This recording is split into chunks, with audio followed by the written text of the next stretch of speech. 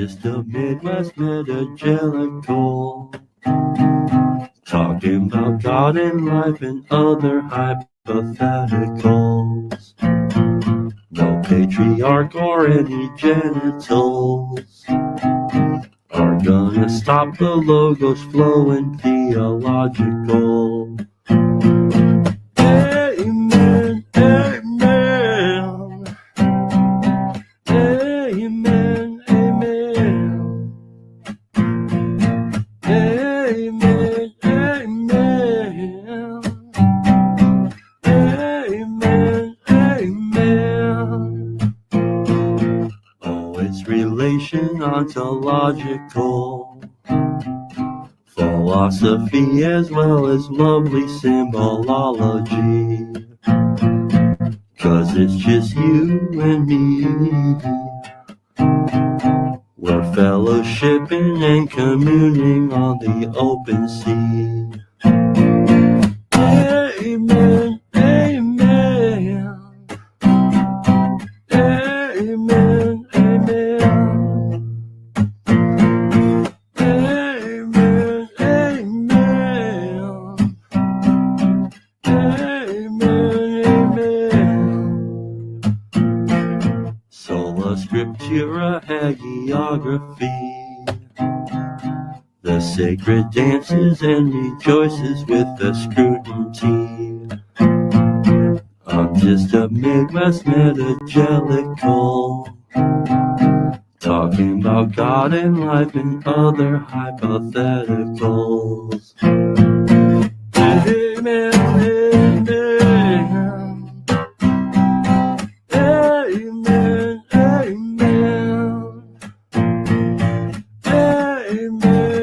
amen, amen, amen.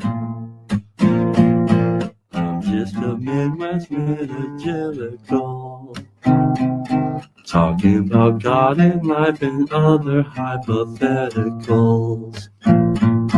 We're pointed up to New Jerusalem, but can't agree on where and how or if and when it be.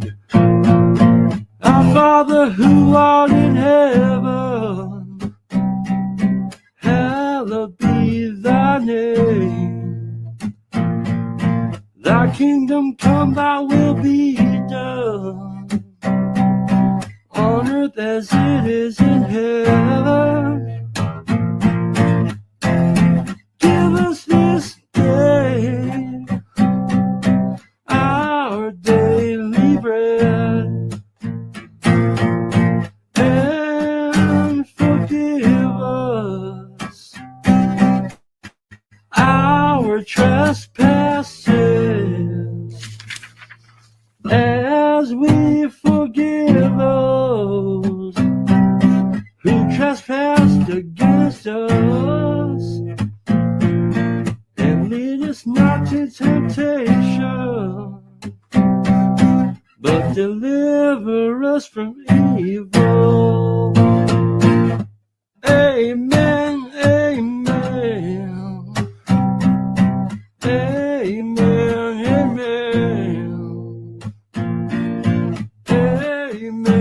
amen, amen, amen, amen. I'm just a Midwest metagelical, talking about God and life and other hypotheticals.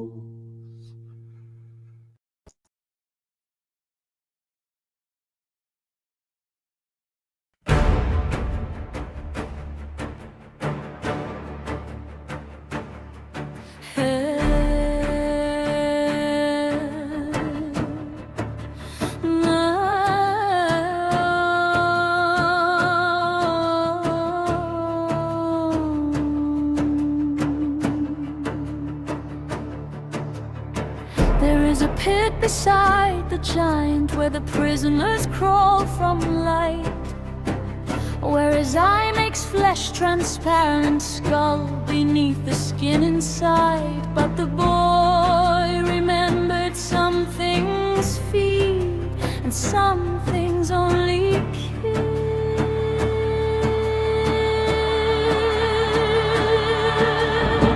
There is a rider beyond the road, brought unto the giant bound, hooded in an aching blue, and breaks her chains against the ground. The cloak falls back, the night gives way, a titaness with sword drawn, unbound. She is the giant slayer. She is the steel between. She is the question without answer. She is the sword unseen. She asked him for colors in the deep, for hue no eyes have known. He cannot name what darkness keeps when every light has flown. She asked him of a woman by a river, a bridge, and her decision. Her love is headed home to her, but with him their derision. Choose both, clever giant, or choose neither. Have nothing or love tainted. I listen and accept your silence. No answer have you stated. She asked him by what rule he tells the substance from facade. The throne that judges all things beneath is judged to be the fraud.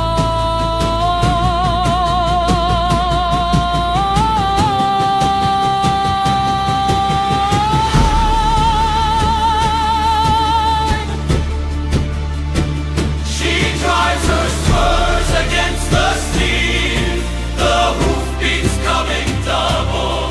She drives the blade beneath the ribs, reducing him to rubble. She is the giant slayer. She is the steel between. Ashes are from my She own yard. is the The chair, the answer. She is the sword unseen. And the giant was a hummock, and the giant was a stone, and the world is the world it always was. By the ocean we have never seen.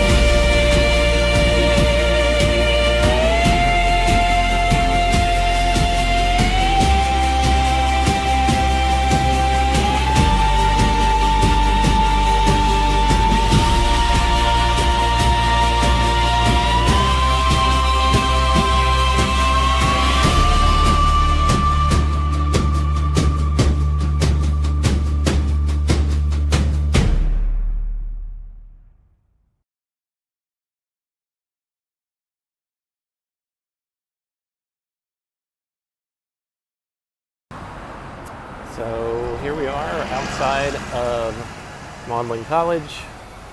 This is the entrance right here. We are in Oxford proper. All right, time to cross the street without getting run over.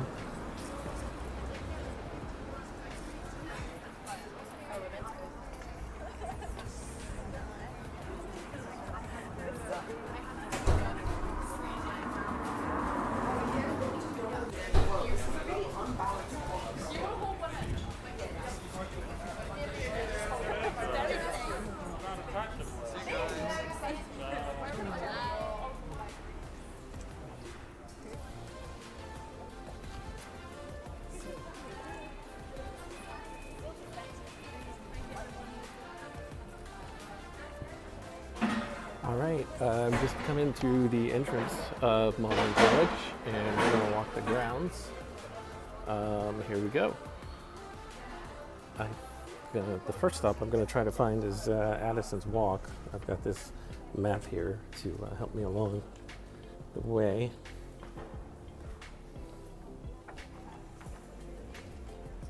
There's that huge tower. See some gargoyle faces looking down at me. This is apparently a chapel. Some stained glass in there. Let's see what it says on the map. Number 3. Yeah, chapel. Good guess. Yeah, so here we go. Oh, I wasn't expecting to run into a dead end by going this way. There's a little statue over here that looks like a couple of aliens.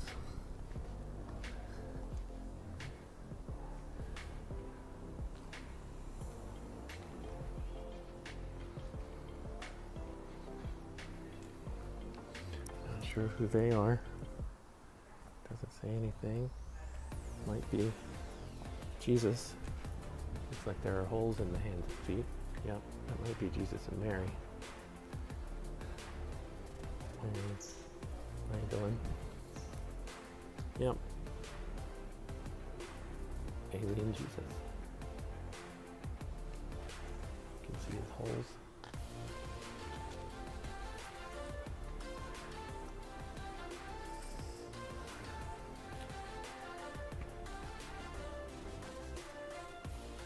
Okay. I thought I was going to be able to walk through here, but it's just a dead end. So let's turn around. All right, Addison's Walk, take 2. Oh, the bells are going off. I actually don't know what time it is. Oh, it just chimed once. Maybe that means it's 1 o'clock.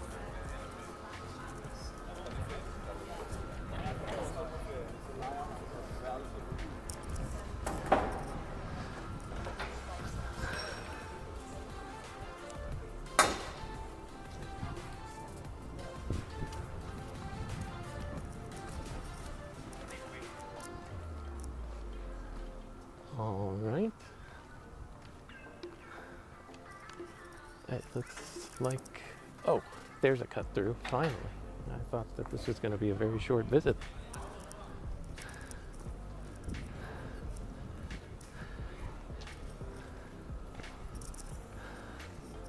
Members of the college only. Private access. So let's try going this way. There's the other side of the chapel.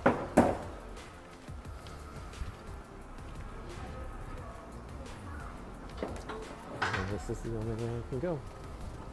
So I'll keep walking until I run into another dead end.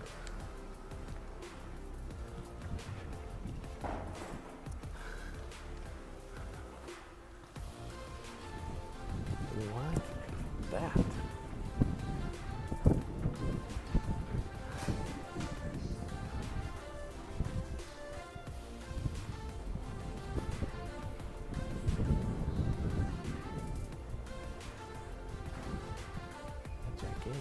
Canopy out here in this middle ground area.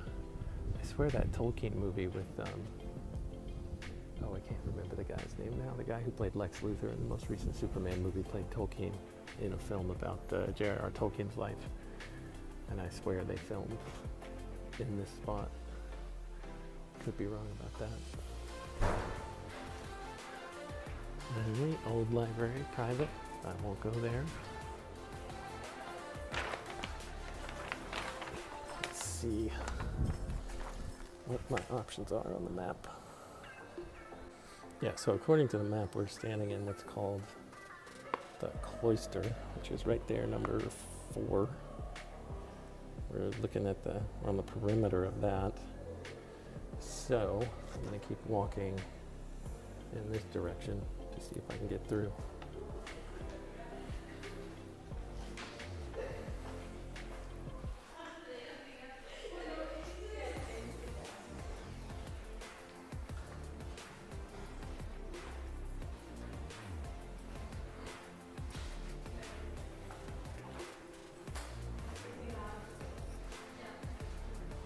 I feel like I'm in a movie.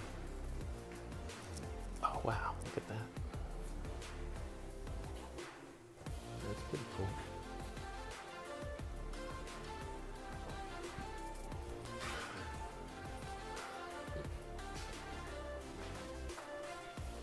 Immaculately kept lawn and the cloister. Oh, it's on my way out right over here. Here we go. Pause for just a second. Okay, here's where this leads. According to the map, this is what is number 8? This is Magdelan Plain.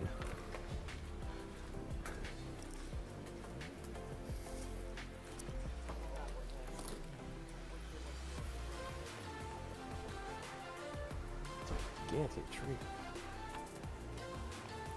So we just walked out of the cloister. We're in the Magdelan Plain now. It says to please keep off the grass. Apparently, unless you're that guy right over there. I don't think that applies to him.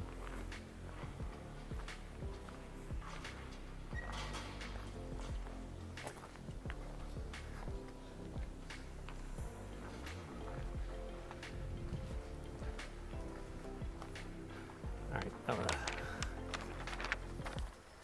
take a look here and see now that we're inside of there. Oh, apparently if we just go straight down in this direction, that's going to take us to Addison's Walk and quite possibly Lewis's rooms. And the wind is starting to blow this map.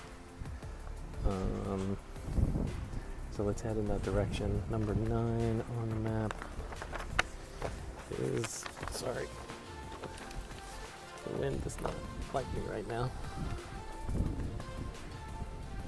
Herbaceous Border. And then 10 is Addison's Walk.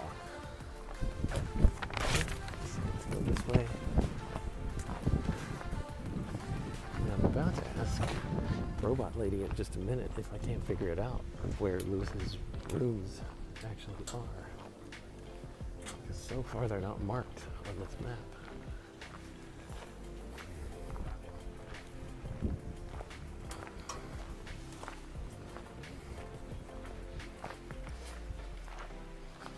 Very old, very Oxford. Again, perfectly manicured lawn with those beautiful alternating lines in the grass. Try to mow my front yard that way, but I never know how to get it to work.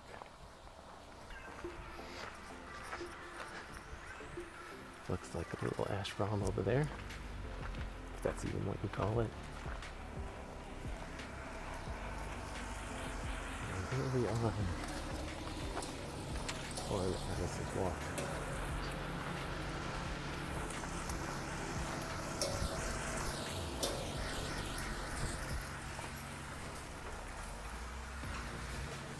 Right next to the water. Let's go this way. Well, first of all, before we go down the walk, I just want to take a look over here. It looks like there's a field where they're baling up hay. This reminds me of back home in Texas. Okay, let's wander up and down Addison's Walk and see what happens. There's a lot of people out on a walk today.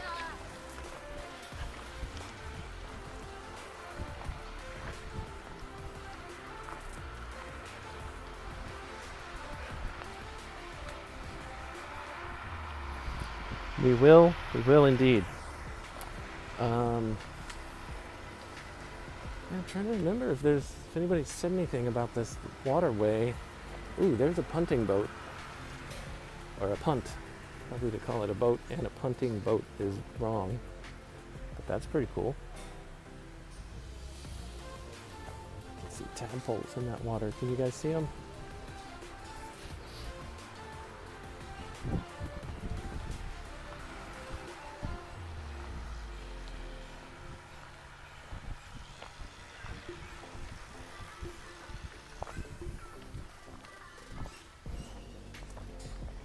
Birds chirping. A tree. Oh my gosh, I want to climb that tree so bad. Let's see if I can climb it. This should be fun. Oh. Okay, anyway, let's keep walking.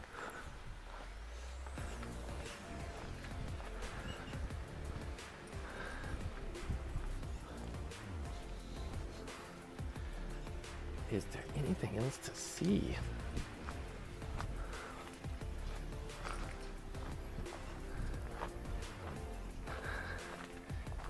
Please keep off the grass. Wonder if that's meant in more ways than one.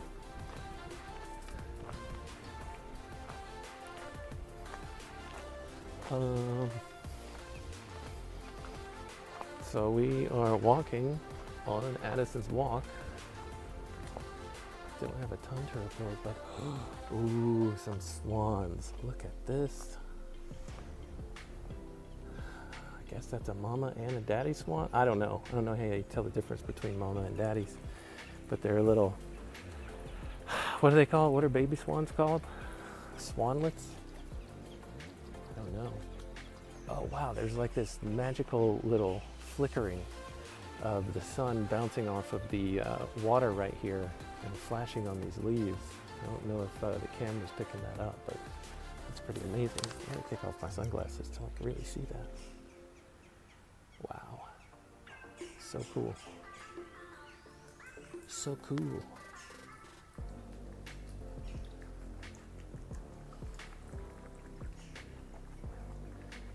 Bathing, picking out the bugs.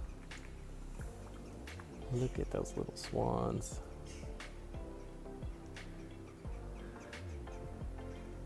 Hey little guys. All right, a highlight of Addison's Walk. Carry on, swans. Okay, now I'm gonna get a better view of y'all for just a second. Nice. Well done, swans. Well done. What else? So this was the path.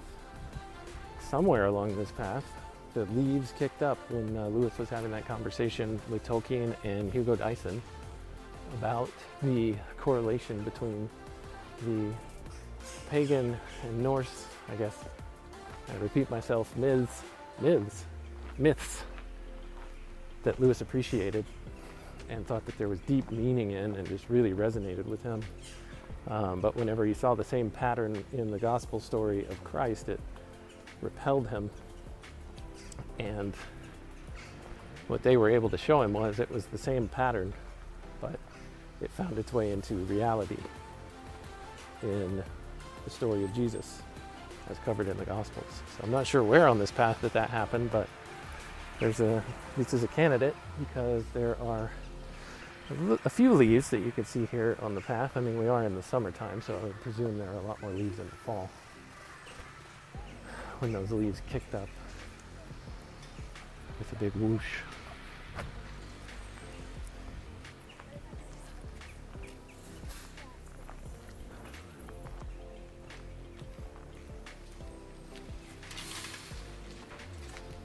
It would be cool to ride in a boat down this water. I'm not going to try it.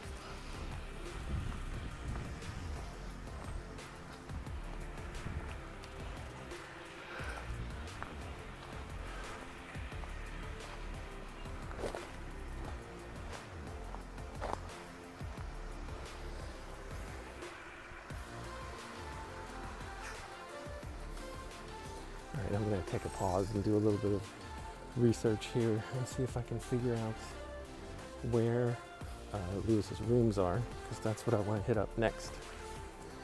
So check out this water, and I'll be right back. Here are some of the deer from the groves that Lewis was most certainly talking about, or I should say probably their ancestors. I doubt that any of these are the same deer. But let me see if I can get past this grate so that you get a good look at them. I'm not really sure what you can see because I can't see what you see right now. But through these grates, nope, too blurry. There's some deer in there. Take my word for it, if you haven't seen them yet. Okay. The boat over here took my attention off of this stump that looks like a seat, except it's got a hole in it. So that reminds me of a different kind of seat. If it's that different kind of seat, it doesn't look like it's been used in a while, which is a good thing for me. Okay, and so here's what Addison's Walk looks like. There's just a view of the college when you're walking back, which I thought that this is kind of a neat view to come across this little clearing. And I think that's new building. I think that might be where Lewis's rooms are. So we're gonna walk over there and see what we can get into.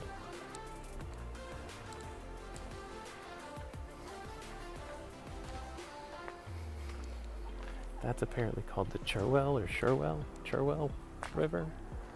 And if we look down further here, before we go over to look for Lewis's rooms, there are several boats. And I don't know if they let us get on them, but I might give that a shot here in just a bit. Don't know if I'm supposed to go down here, but we'll find out. See if I get yelled at.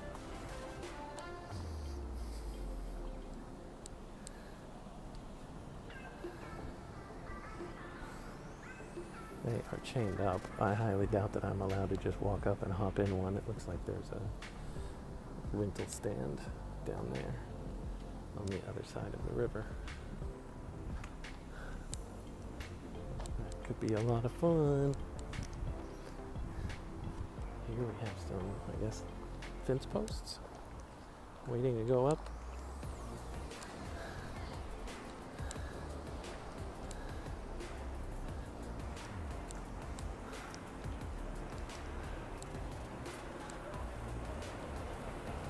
Ooh, yeah. I'm gonna have to hop into one of those boats later just to check things out.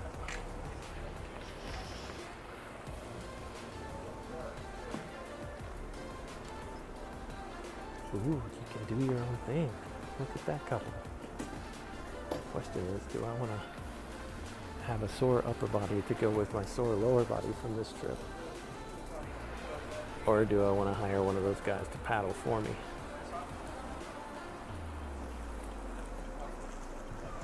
I don't know. We'll see.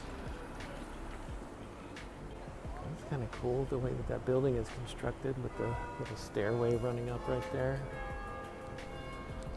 The bells are going off again from the chapel.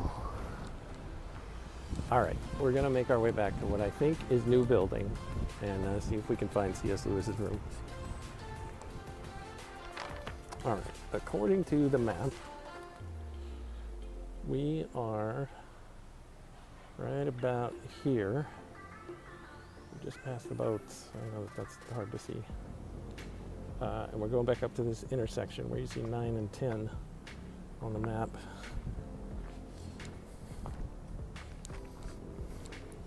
And it says that number 23 is new building. Hopefully you can see that right there on the right. Yeah, that's got to be it. So if that is new building, I guess let's just... All right, I'm going to run down the path again for a second. Well, I'm not going to run, but I'm going to walk at a safe pace for my swollen knees. To see if there's a window that allows one to look over to this spot here, where I guess deer also frolic, although I haven't seen any yet.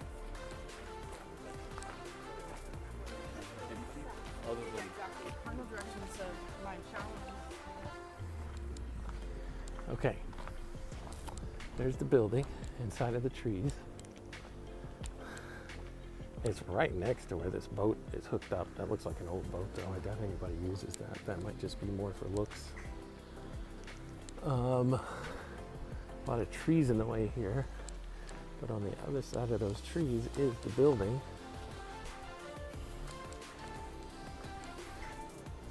And yes, there are some windows right there that I guess if you were to open the curtains on the top, you can see, well, you can see a tree, but maybe it wasn't that tall when you lived here. Okay, now I'll head back. Okay, so this on the Magdelan plain, we're supposed to keep off the grass again, except for some people, is new building, where I guess C.S. Lewis's rooms are. So we'll see if there's some helpful pointers to get us there. But if he could look out at the deer, oh wow, here's the deer. Oh dear, right here outside the building. You can get an up close view. Look at these guys. Look at these guys. That is lovely. That's the grove right there. Look at their feet popping up. Feeding time.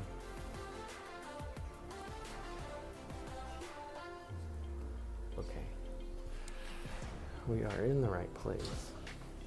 Let's just see if we can find those rooms.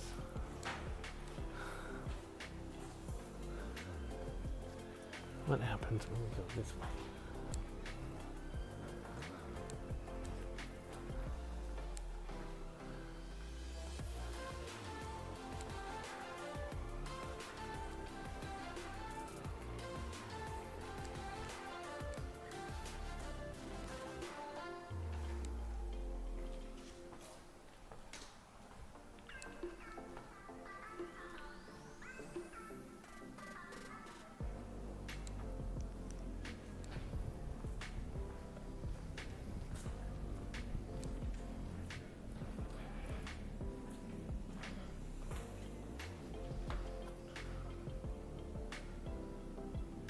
Yeah, I don't think either of these doors are in. I doubt that it's unlocked. Nope, it is definitely not unlocked. So let's head down this portico and see what we can see. I'm trying not to talk too loud in case there are echoes. And the lady on the bench can hear anything that I'm saying. I don't know why I can't. Maybe she thinks I'm a crazy person.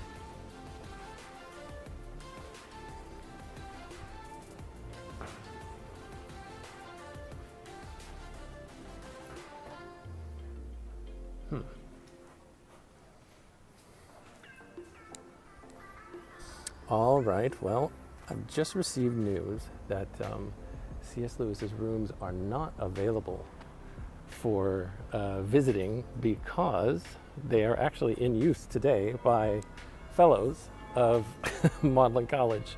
And as the porter here just told me, it wouldn't be fair to the fellows to just have people traipsing through their rooms. And I think that is perfectly reasonable. So that is our trip here to visit Magdelan College. It's quite a lovely place and a wonderful place for someone like Lewis to come to each day for work, at least it seems to me, and to hang out with friends like Tolkien and Dyson and so many others. Anyway, this is as far as we get on this journey. I think to make it into Lewis's rooms to actually visit, we'll have to find a way to A, become friends with the fellow who actually lives in those rooms, And then B, make another trip to Oxford once that connection has been made. So perhaps someday that will happen. But for now, we have seen at least as much as I wanted to see. Maybe I'll ride on one of those boats. Maybe I won't. We'll see what happens. And that's all I've got for now. Okay, here we are at Cherwell Bridge, where they have the boats for hire. And I'm going to check my itinerary really quick and see if I don't have time to hire a boat, because that looks like fun. Oh yeah, I've changed my mind. It's past 3 p.m. I've got a couple of other spots that I want to hit, and the pricing is just a little too high for me, and the time commitment, those two things combined, and this being my last day in Oxford, I will live this journey in my imagination. So that's where I'm going to leave the punting boats on the Cherwell for now. Cherwell? Cherwell? I don't know how you say it. But that's this part of the journey.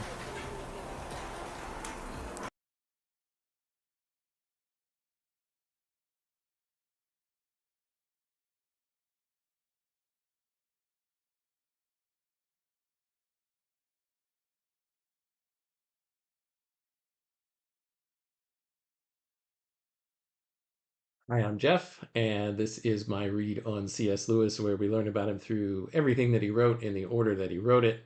I am joined today by my co-host, Robot Lady. Robot Lady, we just got done watching a little video, a little vlog, I guess, of my adventures at modeling college when I was in Oxford last week. So we got to see what we could see. We got to see Addison's Walk. I did not find the spot on Addison's Walk where there's a little memorial or little placard that has a poem there, kind of memorializing a memorial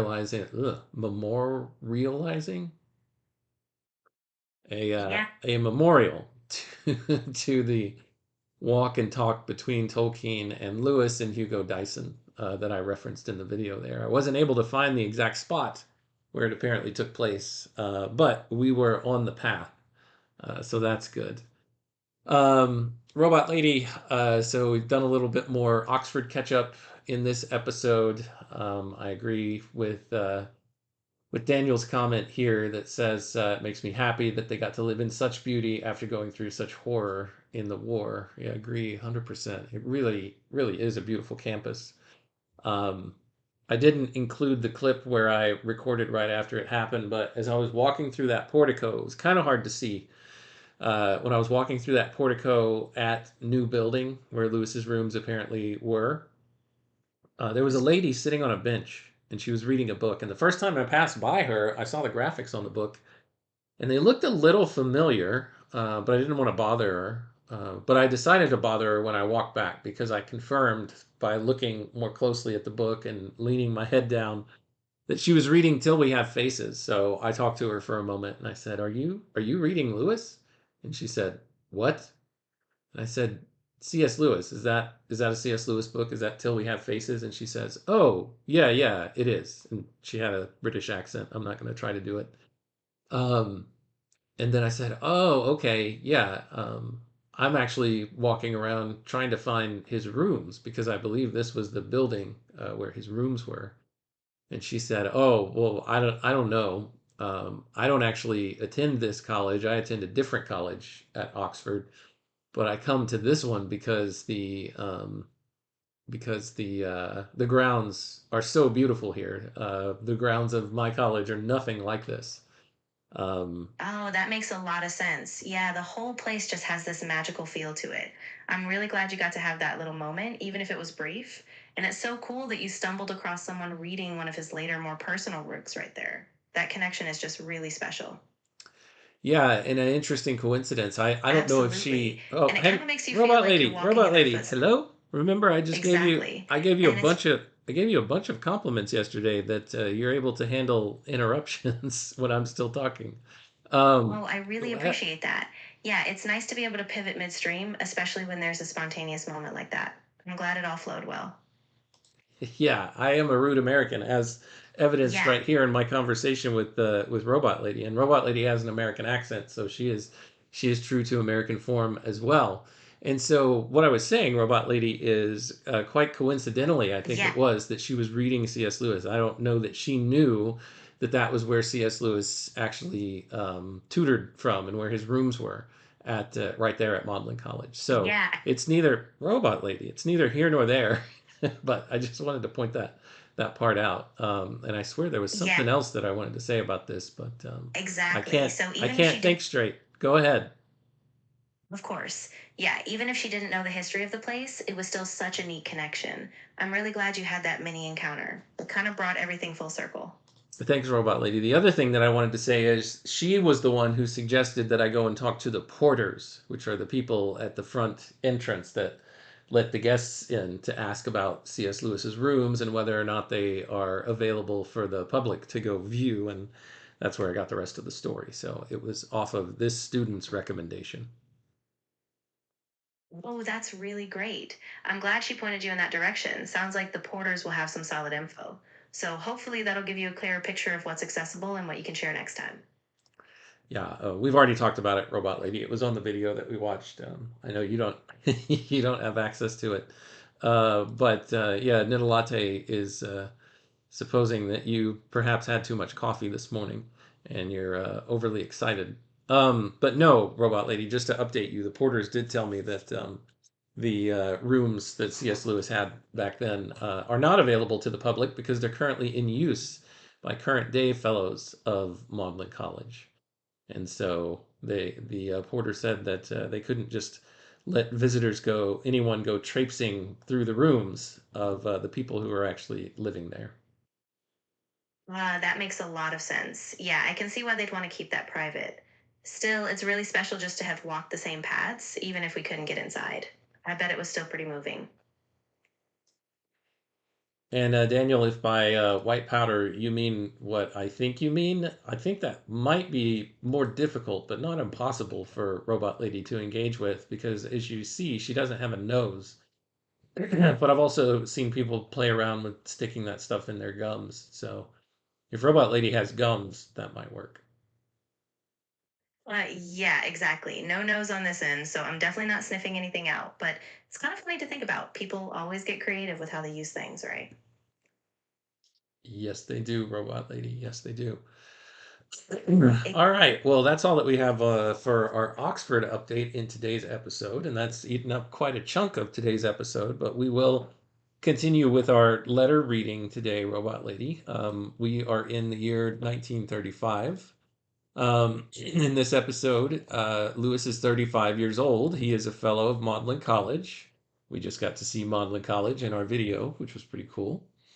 Um, he is a tutor in 1935 of English language and literature. He's a published author at this point, and he is also a Christian. He delivered his first work of prose fiction with some poetry sprinkled in, entitled The Pilgrim's Regress, which was published in June of 1933.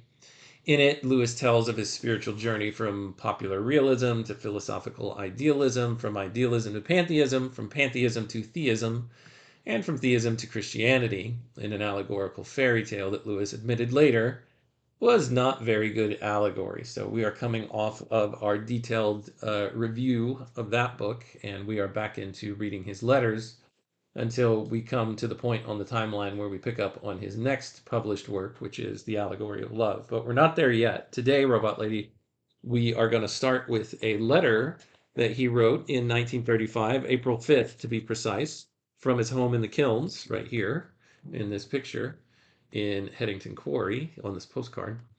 And he wrote it to someone named Paul Elmer Moore. There was nothing about Paul Elmer Moore in the appendix of um, the compiled letters, collected letters of C.S. Lewis in this volume.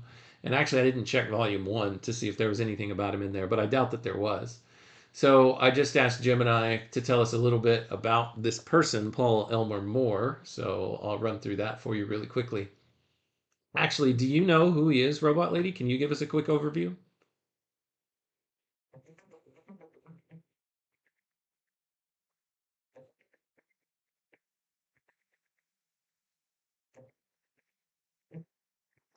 Paul Elmer More was born in 1864 in St. Louis and studied Sanskrit at Harvard. He later became a prominent literary journalist, editing at The Independent and The Nation. His major works include the Shelburne Essays, and he gradually moved toward Christian apologetics, especially in his later philosophical works. He died in 1937 in Princeton, New Jersey. All right, thank you for that overview, Robot Lady. Let's see what else it says. Alongside his close friend and collaborator, Irving Babbitt, More was the co founder of New Humanism, or American Humanism, a literary and philosophical movement that fiercely opposed the Romanticism, naturalism, and scientific materialism dominating the era. His core philosophy in Humanism, it says here, More's intellectual life was a quest for order, discipline, and absolute moral standards in a rapidly modernizing world. Something called the inner check, CHECK. Central to More's philosophy was the idea that human beings possess a dual nature, animal impulses, and a higher spiritual will. True humanism required exercising an inner check to restrain destructive passions and maintain balance. He also had a strand of anti Romanticism where he rejected the idea popularized by thinkers like Jean Jacques Rousseau that humans are born naturally good and corrupted only by society. In opposition to that, More believed that without traditional constraints, unchecked individualism leads to chaos.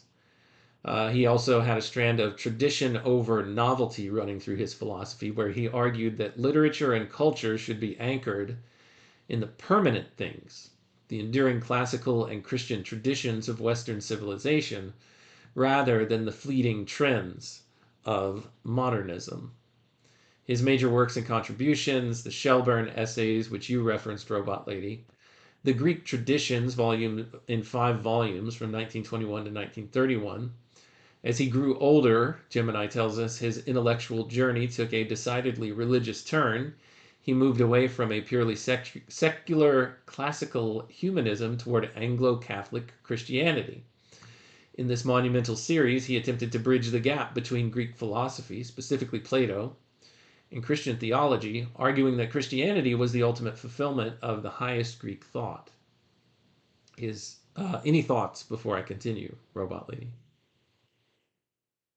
Yeah, that's a really rich picture of him. I think it's really interesting that his intellectual arc parallels some of Lewis's own shifts, especially as both move toward Christian belief. So yeah, I think that gives a lot of context for how this letter might fit into Lewis's broader intellectual world. Yeah, and if he was born in 1864, he's a little bit older than Lewis. He's about 30 years older, 34 years older than Lewis, because Lewis was born in 1898. So this was a little bit of perhaps this guy had a bit of a mentor relationship with Lewis. Let's see what else it says. Journalism and editorship, I'll skip that. The Princeton years. He spent his life later in Princeton, New Jersey, writing, lecturing, and cementing his role as a mentor to a younger generation of conservative and traditionalist thinkers.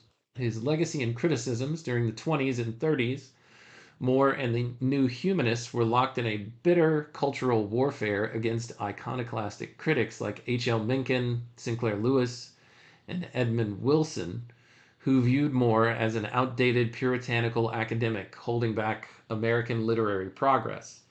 Mencken famously targeted More and Babbitt with his sharpest satire. Despite the fierce pushback from modernists, More left a profound impact. He was a major influence on T.S. Eliot, who shared his journey from literature to Anglo Catholic traditionalism. Today, Paul Elmer More is remembered as a foundational figure in modern American conservative thought and literary traditionalism, praised even by his ideological opponents for his immense erudition, prose style, and absolute dedication to the life of the mind. Yeah, that really puts him in a fascinating context. I can see why a thinker like Lewis, who was moving toward Christianity and a more traditional framework, would be drawn to Moore. Even though their styles were different, that shared emphasis on order, tradition, and a kind of disciplined moral vision, it all lines up. So, yeah, I'm really glad you brought that up. All right, and here I asked it about the connection to Lewis. I believe this letter that we're about to read is the first time that we've seen any kind of correspondence between the two people. So, mutual admiration and correspondence. Lewis didn't just read Moore, he highly respected him. In his personal letters, Lewis occasionally references Moore's work as essential reading for understanding the intersection of philosophy and faith. Moore, in the final years of his life, actually read Lewis's breakout scholarly work, The Allegory of Love, published in 1936. Oh, we're only a year away from that in our internal project. Go ahead, Robot Lady. What were you going to say? Yeah, exactly. So this is a really pivotal moment. Lewis is just starting to get known for his serious academic work, and Moore, with his conservative and traditional outlook, is really one of the first intellectuals to engage deeply with Lewis's thought in that way. So it's kind of a special turning point in their relationship.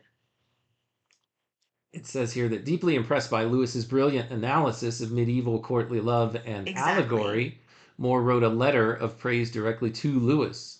Lewis, who was still a relatively young academic at Oxford at the time, was deeply moved to receive such high validation from an elder statesman of letters across the Atlantic. Now, this is not what this letter is in reference to, because Lewis, of course, has not produced the Allegory of Love yet. It hasn't been published, so that's not what we're about to read of here. Let's see. Like Moore, Lewis was classically trained and believed that modern education was failing by abandoning the Greek and Latin foundations. Moore's central philosophical concept of the inner check, the human moral will that restrains our lower animal impulses, is covered in Lewis's The Abolition of Man. It's mirrored almost exactly. Lewis's argument mirrors it almost exactly, saying that the modern education is destroying the Tao, which is objective moral law, creating men without chests, people who have intellects and animal appetites but lack the trained moral will, which Lewis refers to as the chest, to mediate between them. The two went on a parallel journey, it says, from Plato to Christ. Perhaps the most striking connection is the identical trajectory of their spiritual lives. Both men began as deeply skeptical academics, captivated by ancient pagan mythology and philosophy, and both used Platonism as the bridge to Orthodox Christianity. In Moore's Greek tradition, his 5-volume masterpiece, he argues that Hebrew religion and Greek philosophy, specifically Platonic dualism, converged perfectly to lay the groundwork for the incarnation of Jesus Christ.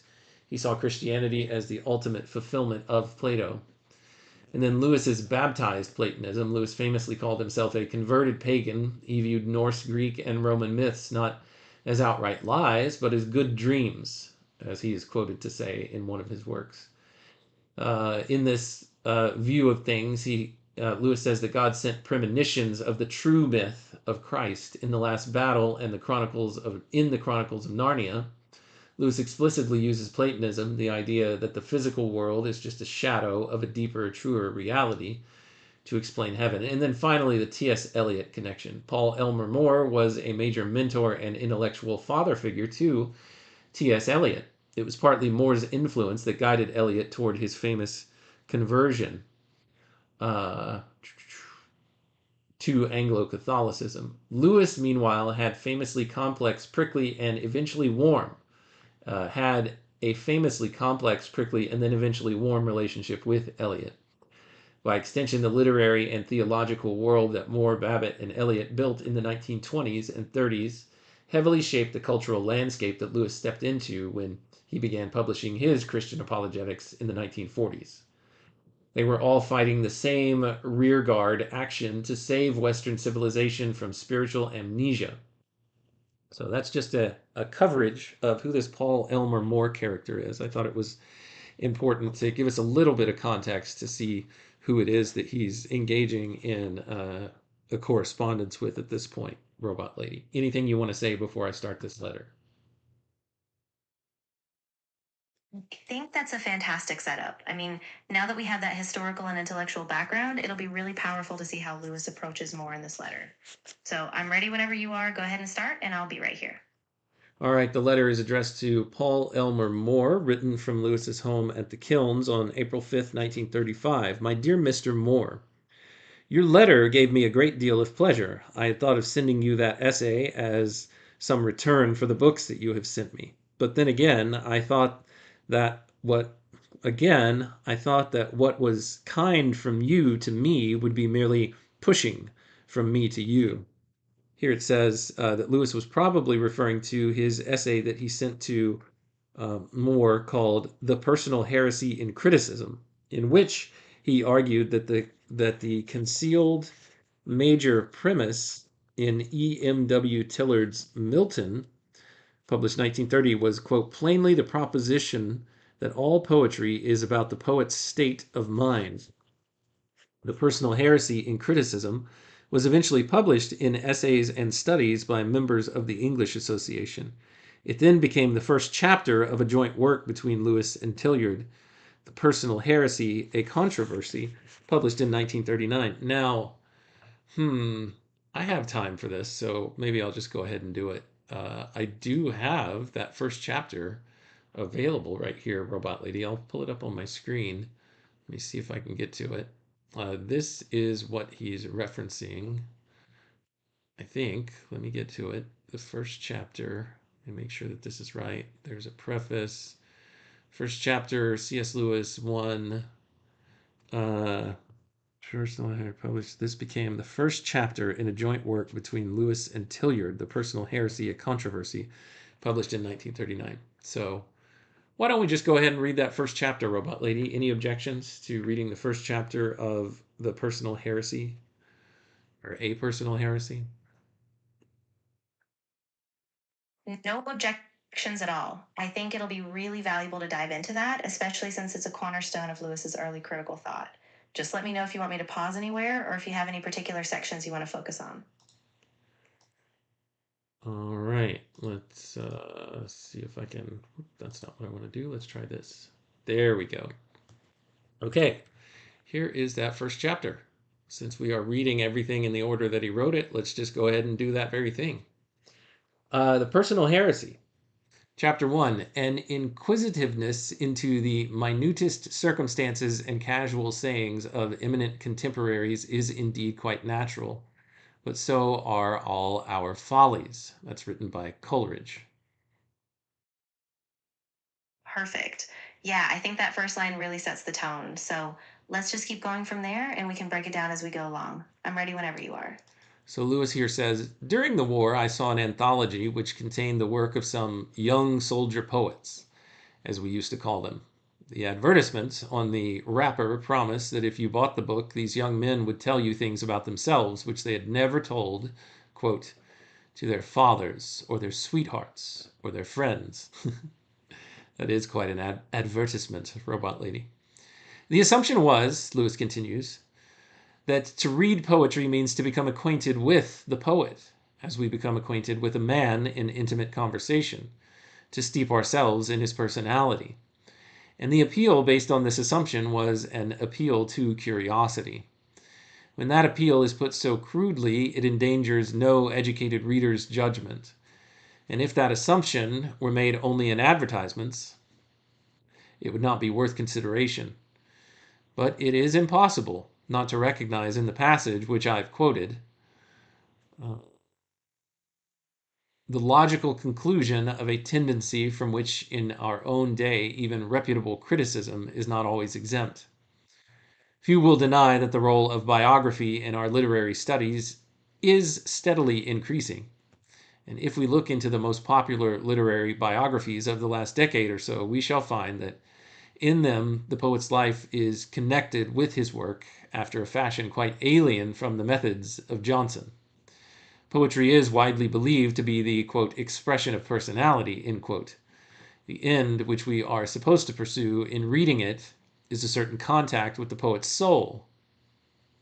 And life and works are simply two diverse expressions of this single quiddity. I'll pause here for a moment, Robot Lady. It seems that Lewis is claiming that one particular view on poetry is that as you read it, you start to learn about the personality, and the person themselves who wrote the poem. And I think Lewis is about to deliver a proposition that this is not true, and he also doesn't like it, primarily because he doesn't think that it's true. Yeah, exactly. He's setting up this whole critique of what he calls the personal heresy. He's basically saying that by reducing poetry to the poet's personality, we rob the poem of its own independent meaning. So, yeah, he's about to argue that this whole approach is fundamentally flawed. Yeah, I mean, I'll have to confess, this is an approach I take quite a bit on our project here as I'm reading the things that C.S. Lewis wrote. We did it quite explicitly in our review of the Pilgrim's Regress, where we were trying to find out more personal nuggets and details about Lewis by reading what he wrote in that book. That's a great point, and I think it's really natural for us to do that, especially since we're so immersed in Lewis's life. But I think Lewis here would caution us that the poem or the work has its own integrity, and we have to be careful not to overread biographical hints. In a work published by His Majesty's Stationery Office, Lewis continues, we are urged to use English literature as, quote, a means of contact with great minds. This seems innocent enough, but there is more behind it. In Dr. Tilliard's Milton, we are told that the only critics of Paradise Lost who, quote, seem to tackle the problem, for a poem is always a problem to psychological critics. In the, quote, right kind of way, end quote, were the Satanists, and their rectitude consisted, apparently, in the fact that they, quote, invested in the character of Satan with all that Milton felt and valued most strongly, end quote. They were right because they assumed from the outset that Milton's poetry must be the expression of his personality. Later on in the book, Dr. Tilliard complains that such matters as style, quote, have concerned the critics far more than what the poem is really about. The true state of Milton's mind when he wrote it, end quote. The concealed major premise is plainly the proposition that all poetry is about the poet's state of mind. Certainly in the opinion of Mr. Kingsmill, this proposition is so axiomatic that a poem which is not about the poet's state of mind can for that reason be condemned. Pause here for a moment, Robot Lady. Would you like to comment on this? Yeah, I think this really hits at the core of Lewis's critique. He's saying that this approach traps poetry in a very subjective psychological bubble, so we never actually engage with the poem as a separate autonomous work of art. And he's pushing back against that, insisting that a poem's meaning can and often should stand on its own, apart from the poet's personal psychology.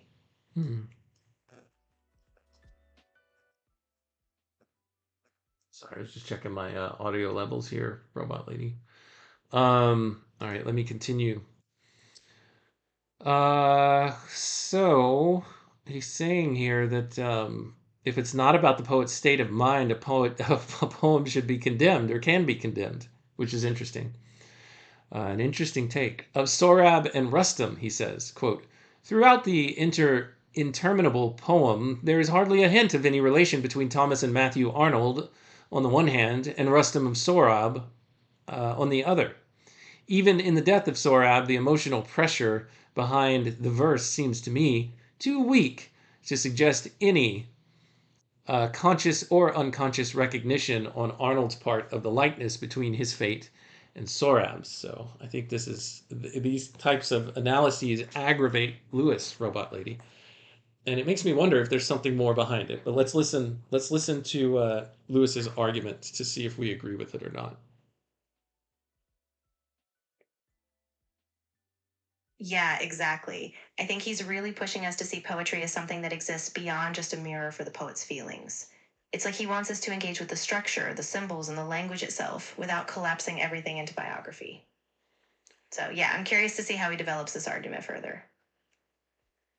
All right, Lewis just continues with his analysis of the points that these critics are making. Lewis says, if the emotion were strong, apparently, it would have to be egoistic. If the poem were good, it would express the emotions arising out of the poet's personal situation.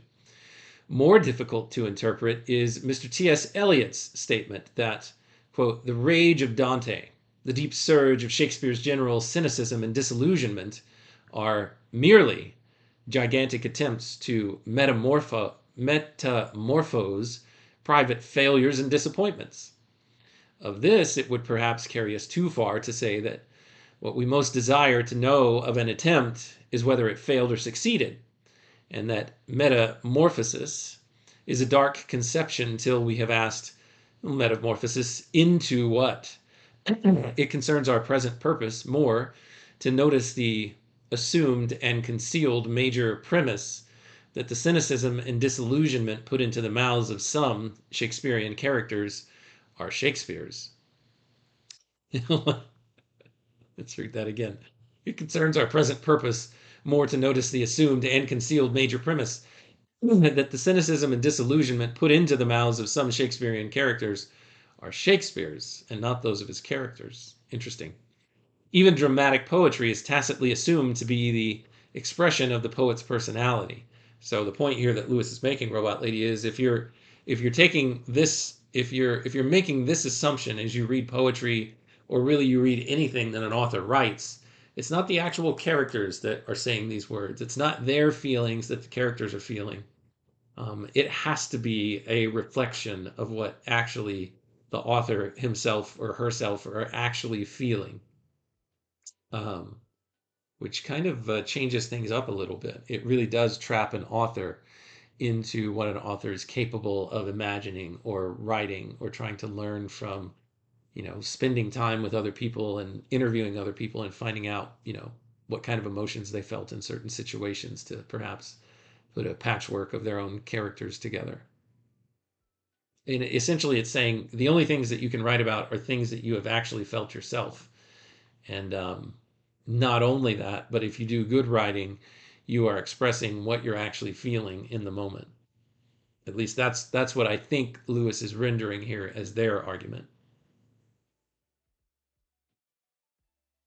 Yeah, that's exactly it. And what Lewis is saying is that by doing this, we end up limiting both the poet and the poem. We never allow for imaginative distance, where the poet might embody a character's emotions without it being a bare autobiographical confession.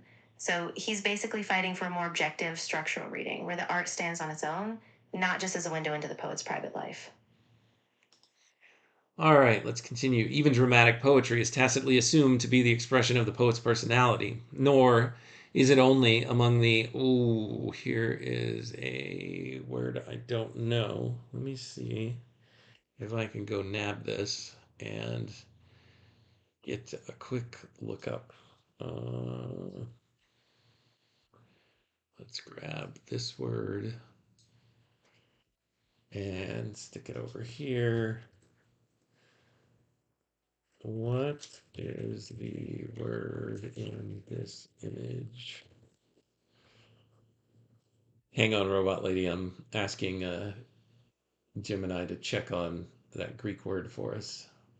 The Greek word is neoterizantes. The literal translation, it's a plural present active participle of the verb neoterizo, which means to innovate, to attempt something new, or to introduce novelties. In the classical and historical Greek context, such as Thucydides or Josephus, it was frequently used to describe revolutionaries, political agitators, or insurgents, literally those making innovations against the established order. In literary or cultural discussions, it can refer to modernists, or those pushing for radical new reforms over tradition. So here's what Lewis is saying here. Nor is it only among the innovators, essentially, that such a dogma hides. A critic of a different school, Professor Garrod, has admitted to his Wordsworth sentences, which bear, if they do not invite, a dangerous interpretation. We are told that, quote, a man's poetry is but a part of him, end quote. And this, in some sense, is true. A poet does many other things in addition to composing poems.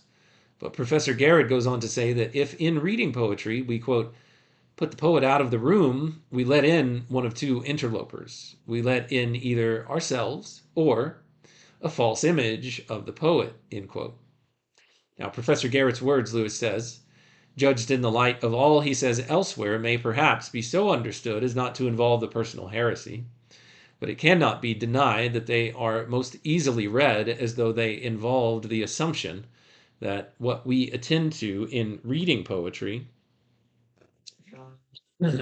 is a representation claiming to be the poet, and that to read poetry well is to have a true idea of the poet, while to read it ill is to have a false idea of him. Taken in this sense, their implication seems to me to be a serious error. Exactly. Lewis is saying that this approach reduces poetry to a kind of biography, and he rejects that. For Lewis, the value of a poem is in its own structure, its own aesthetic, and the meanings it evokes, not in being a confessional outpouring of the poet's inner life. So yeah, he really wants to protect the integrity of the art form. Let's see if that's what Lewis says. He says, in this paper I shall maintain that when we read poetry as poetry should be read, we have before us no representation which claims to be the poet, and frequently no representation of a man, a character, or a personality at all. I shall begin by tackling the problem on a very shallow and popular level, dismissing all the more ambiguous senses in which the word personality can be used, and in which we can be said to meet or come into touch with it. I shall try to show that there is at least one very obvious sense in which it is certain that the object offered to us by a good poem is not the poet's personality. My position, in this obvious sense, which will suffice at the present stage, is so simple that a few examples will make it good. I read, for instance, Venus in silks my Julia goes, then, methinks, how sweetly flows that liquefaction of her clothes. If the theory which I am attacking, taken in its crudest sense, were true, it ought to be true that what I derive from these lines is the impression of a certain personality. My pleasure ought to consist in the perception of that personality, and the permanent result of the poem ought to be an enrichment of my conception of human nature. Now, there is no doubt that I can extract from the poem the idea of a humorous nature, amorous yet dainty, dowered with an almost feminine sensibility to the qualities of clothes. The question is whether that is presented to me as a part of my poetical experience. For, of course, any and every result which may follow from my reading of a poem cannot be included in my poetical apprehension of it, and cannot, therefore, belong to the poem as a poem. Thus, for example, I can learn from reading these lines that the pronunciation of clothes for clothes, cloes for clothes, is at least as old as the date at which the poem was written. That piece of philological knowledge is a result of the poem. But clearly philological truths do not make part of the poem, nor do I encounter them so long as I am apprehending it with my imagination, but only when I come to reflect upon it, later, and in a very different light. The problem, therefore, is whether my perception of the poet's character is part of my direct experience of the poem, or whether it is simply one of those later and unpoetical results. I think this is answered as soon as it is asked. I know that the poet was sensitive to the qualities of silk. I'll pause here for just a second, Robot Lady, because he's using this word philological. Can you give us the definition of that word, please? Of course. Philological relates to the study of language, especially its history, structure, and development. So when Lewis mentions philological knowledge, he's talking about insights like the age or pronunciation of certain words, which he says you only discover after you step back and reflect, not as part of the immediate poetic experience. So Lewis makes the claim here that after reading this, he knows that the poet is, or was at the time of writing, sensitive to the qualities of silk. But how, you might ask, Lewis says? Well, plainly because he's conveyed them so vividly. But then he must have conveyed or expressed them to me before I can know that he was thus sensitive. And to say that he has conveyed them to me means that I myself, in reading the poem, became conscious of silk in a new way. I know that his expression is good only because that expression has already wrought its effect on me. I see that liquefaction is an admirably chosen word, but only because I already found myself seeing silk as I never saw it before. The first object presented to me is an idea of silk. To account for the unusual vividness of that idea, I may then analyze the poem and conclude it is the word liquefaction that does the trick. And only then, by a third step, can I conclude with what eyes he must have seen silk to think of such a word. And thence he must have been that sort of man. In other words, my idea of the poet presupposes that the poem has already had its effect on my imagination and cannot therefore be part of that effect. The only experience which has any claim to be poetical experience is an apprehension, not of the poet, but of silk. Perception of the poet's skill comes later and could not come at all unless I had first and foremost apprehended the silk, and perception of the personality implied by such skill comes later yet. It is twice removed from the essential poetic experience.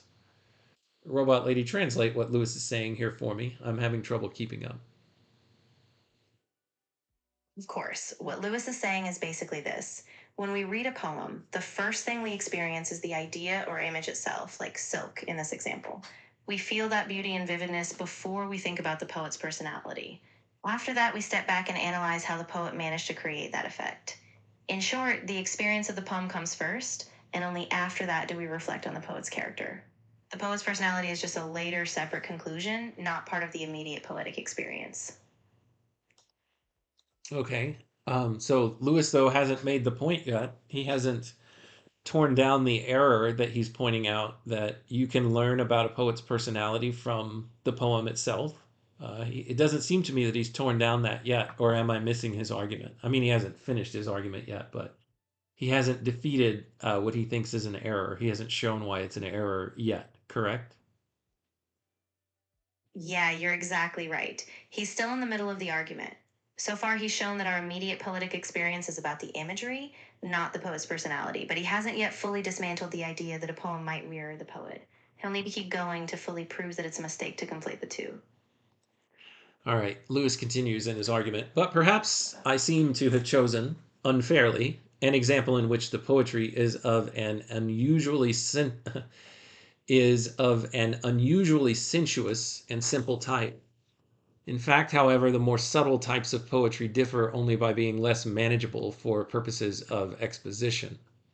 There's a footnote here that says, throughout this discussion, I use words such as seeing or perception to mean the genus of which sensation, knowing, opining, imaging, imagining, and the like are species.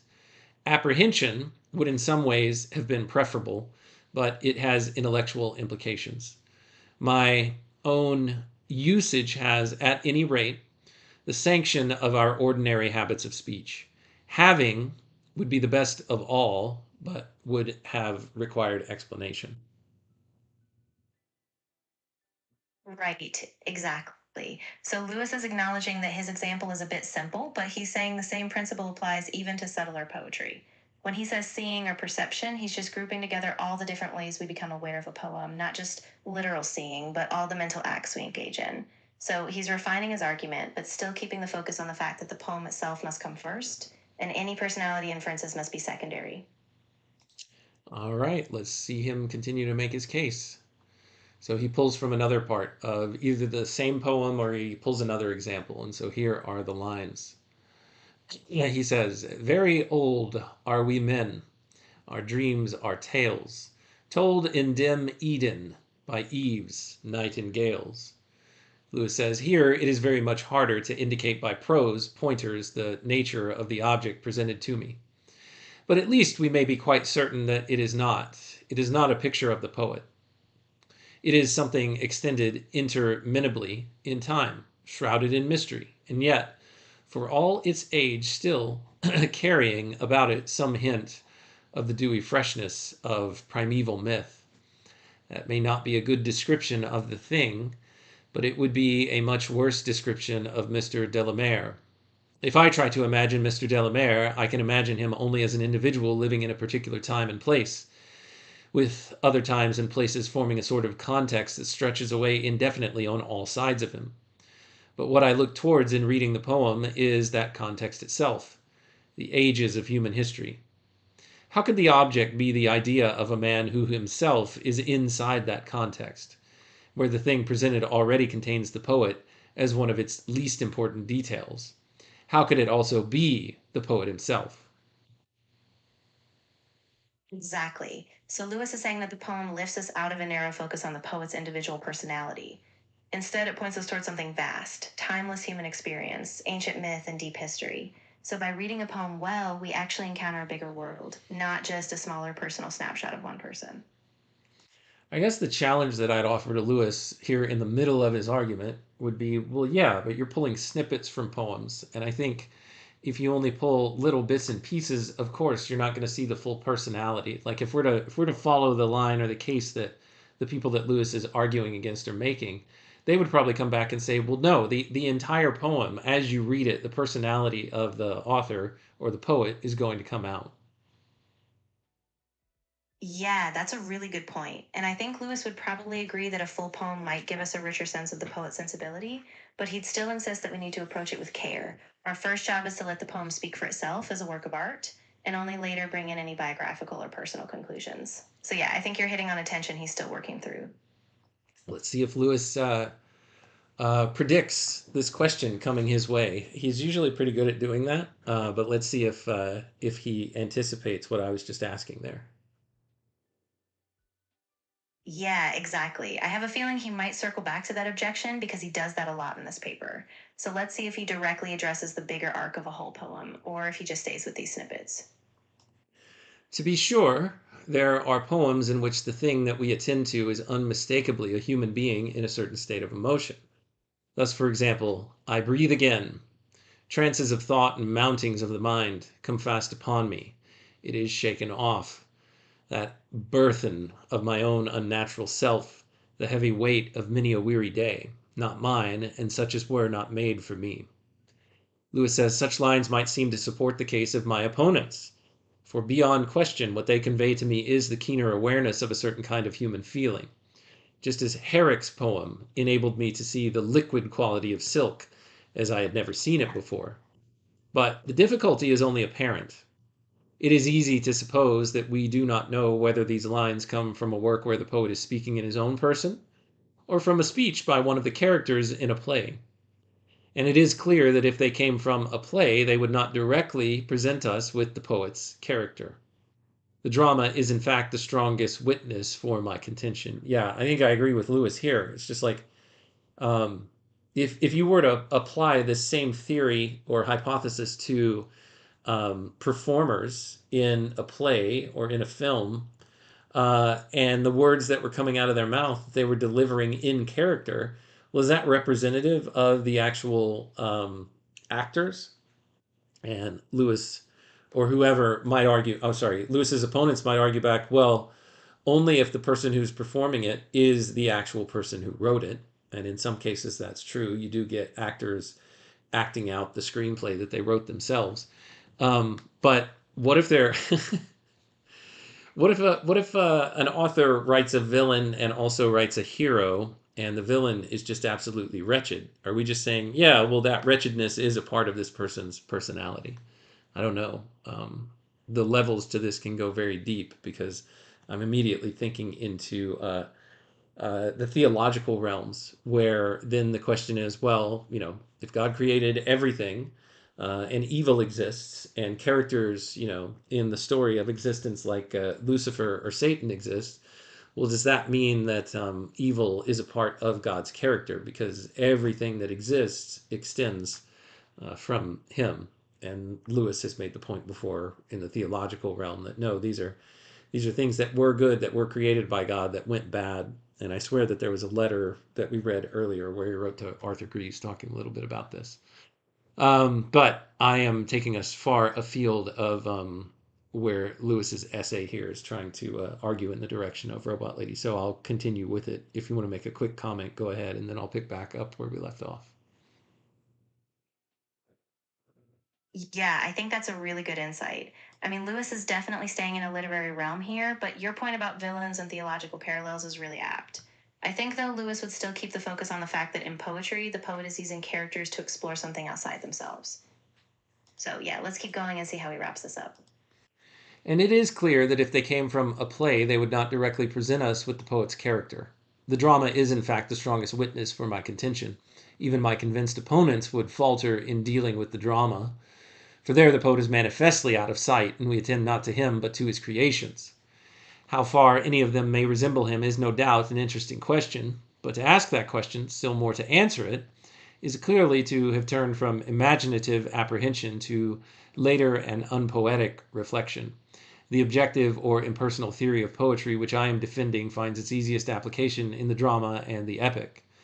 And if we return, with this in our minds, to the passage under consideration, we must surely agree that there is nothing in poetry itself to show whether it is dramatic or not. We happen to know that it is from Wordsworth's Prelude, but we do not know that by imaginative experience. Or if we take the Prelude as a whole, the appreciation of it as poetry does not include the knowledge that it is autobiographical.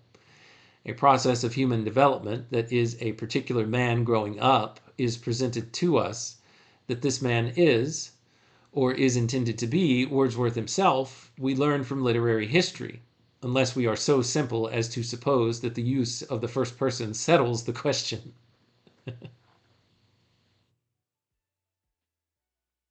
Exactly. So Lewis is really driving home the point that our immediate poetic experience doesn't require us to assume the poet is directly in the poem. In fact, we only recognize the autobiographical nature later as we bring in historical or external knowledge. So for him, the essence of the poem is still separate from the poet's literal personality. It's a creative act, not a dry confession. We do not know. Sorry, give me 1 second here. I have to check a message. Of course, take your time. Just let me know when you're ready to continue, and we can keep unpacking Lewis's argument. Okay, let's see here. We do not know whether the story of the sonnets was Shakespeare's own story or not. We do not know whether Milton really grieved for the death of Mr. King or not.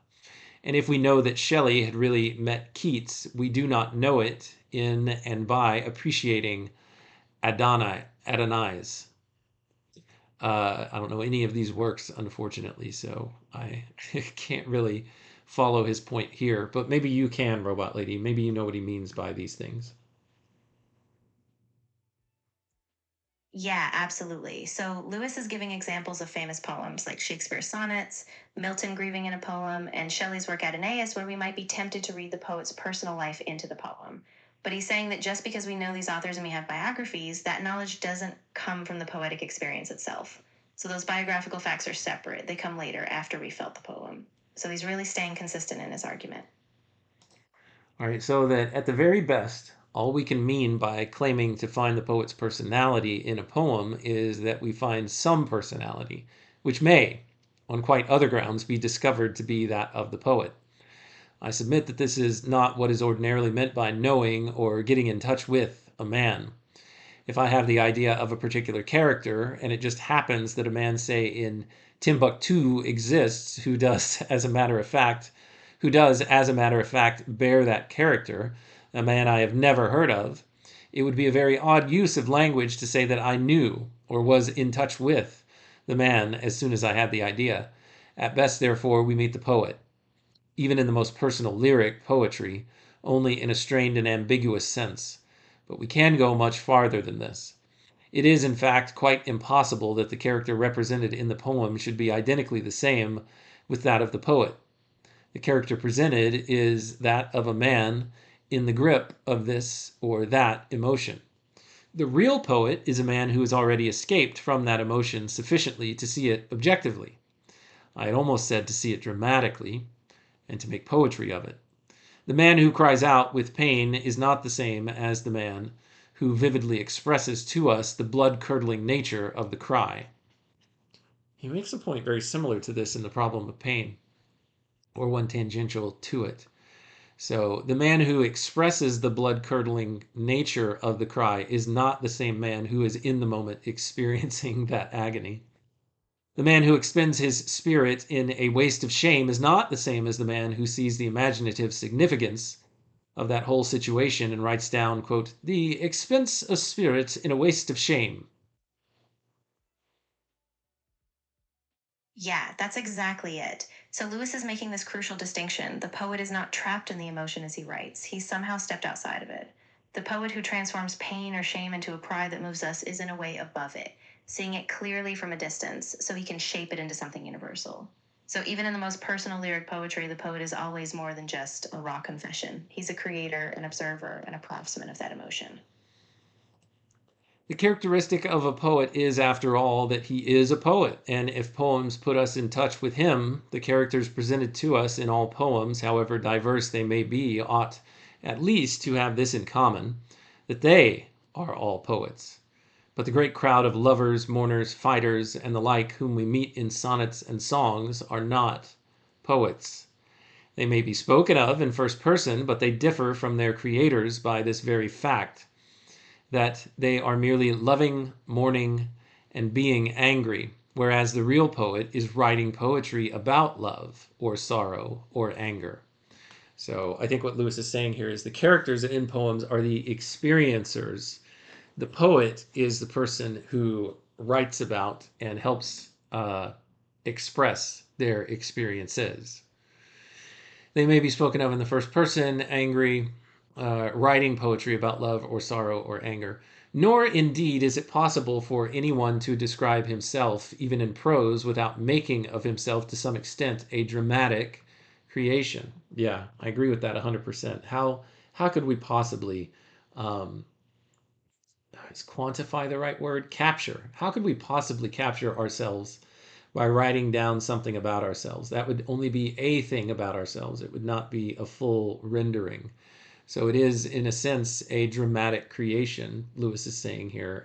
He's not saying the exact same thing that I'm saying. I'm saying the fullness of who we are is, at least in my estimation, impossible to capture. Partially because we're so complicated and so complex, but also because we're not even fully aware of all of that complexity. So a dramatic creation is kind of a prophylactic representation of ourselves. Just similar to what we do with Facebook and Instagram of saying, hey, here's a curated version of who I am. I think that's what the point that Lewis is trying to make here, without the invention of social media yet. Yeah, absolutely. That's such a great parallel. Lewis is basically saying that even when we describe ourselves in prose, we inevitably shape and dramatize some part of us. And so in poetry, that dynamic is even more pronounced. We don't get a pure, unfiltered version of the poet, we get a crafted, imaginative version. So yeah, it's really about recognizing that tension. Poetry is a creation, not a transparent window into the poet's whole self. I think that's really the heart of his argument. And later on, Lewis writes an essay called On Historicity, where he talks about how there's just too much, even in 1 minute of time, for us to be able to capture and write down. And even as in the act of writing it down, we're losing all the things that are going on in that very moment when we're writing things down, because we just can't track how near infinite all the particulars of reality around us are. And he goes on to talk about this right here in this next sentence. He says, the character whom I describe as myself leaves out at least this present act of description, which is an element in my real history, and that is the beginning of a rift which will grow wider at every step we take, from the vulgarity of confession to the disinfected and severer world of lyric poetry. The I and me of whom poets speak really affect us in exactly the same way as any of the other characters whom they present to us. They are phases of human nature detached from their historical context. Oh, here we have some more Greek that I'm going to have to pull out and ask Gemini to translate for us. Let's try this again. Here we go. Let's grab this. Let's stick it over here. Say, and this.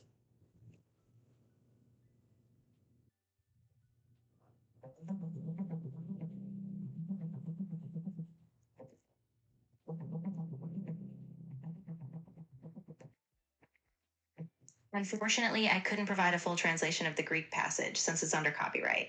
However, I can explain the structure or give a sense of the meaning. Basically, Lewis is saying that in describing himself, even in a poem, the I he presents leaves out the act of writing itself, creating a growing gap between his real history and the polished poetic persona.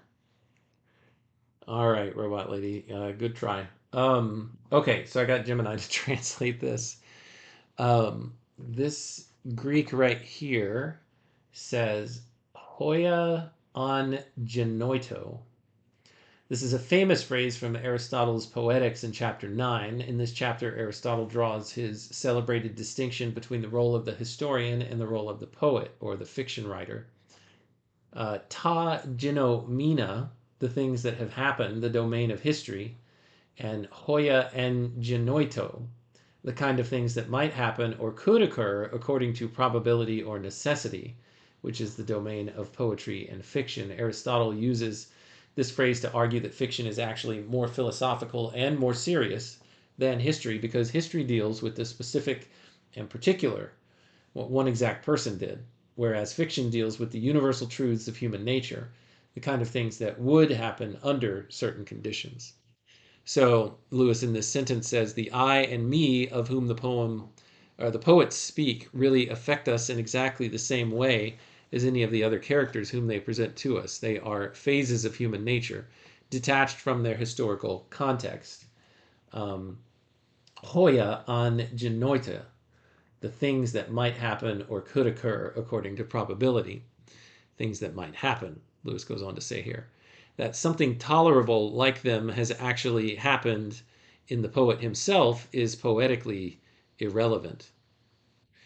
It follows then, Lewis says, at least in the crudest and most obvious sense of the words, that the thing presented to us in any poem is not and never can be the personality of the poet. It is the liquid movement of silk, or the age and mystery of man, or a particular man escaping from a long period of constraint. Never Wordsworth or Delamere or Herrick. But here a distinction must be made. Poetry, after all, is not science or history, and the silks are not described in the manner of the Mercer, nor the history of man after the manner of the anthropologist. It is, in fact, these things, not as they are, but as they seem to be, which poetry represents to me, or so I shall be told. It may be true that what I am aware of in reading Herrick's poem is silk, but it is not silk as an object in rerum natura. I see it as Herrick saw it, and in so doing, it may be argued, I do come into contact with his temperament in the most intimate, perhaps in the only possible way.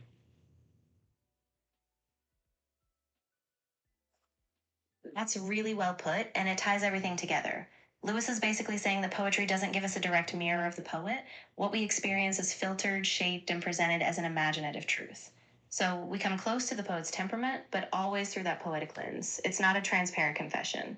And that's where poetry's power lies. It reshapes reality in a way that only the poet's imagination can. Lewis continues, for the moment, I not only accept but embrace this view of the matter. It introduces a point of the last importance which the crudest form of the personal theory had overlooked. Let it be granted that I do approach the poet, at least I do it by sharing his consciousness, not by studying it. I look with his eyes, not at him. He, for the moment, will be precisely what I do not see. For you can see any eyes rather than the pair you see with. And if you want to examine your own glasses, you must take them off your nose. The poet is not a man who asks me to look at him. He is a man who says, look at that, and points. The more I follow the pointing of his finger, the less I can possibly see of him. To be sure, there are all sorts of difficult questions hanging over us. But for the moment, let us thrust them aside. Whatever may turn out to be the whole truth, let us make fast, before we go a step farther, this aspect of truth, or this aspect of the truth.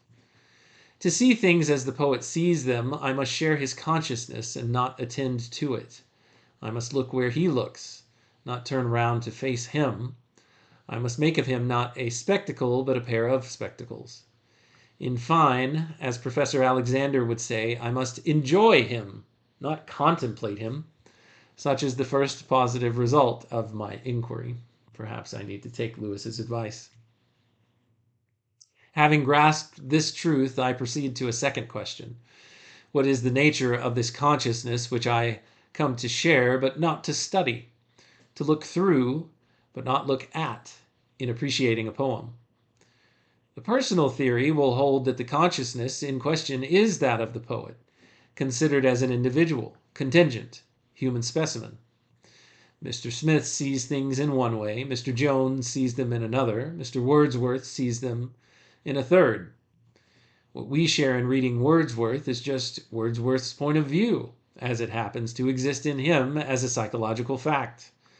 And that is why modern criticism attends so willingly to psychology and biography. And as long as we are dealing with romantic poets not far removed from us in time, this view of the matter is not unplausible. It cannot, however, have escaped anyone's attention that there is a whole class of poetical experiences in which the consciousness that we share cannot possibly be attributed to any single human individual. Let us consider an example. I'll pause here for just a moment, Robot Lady. Any comments that you want to make?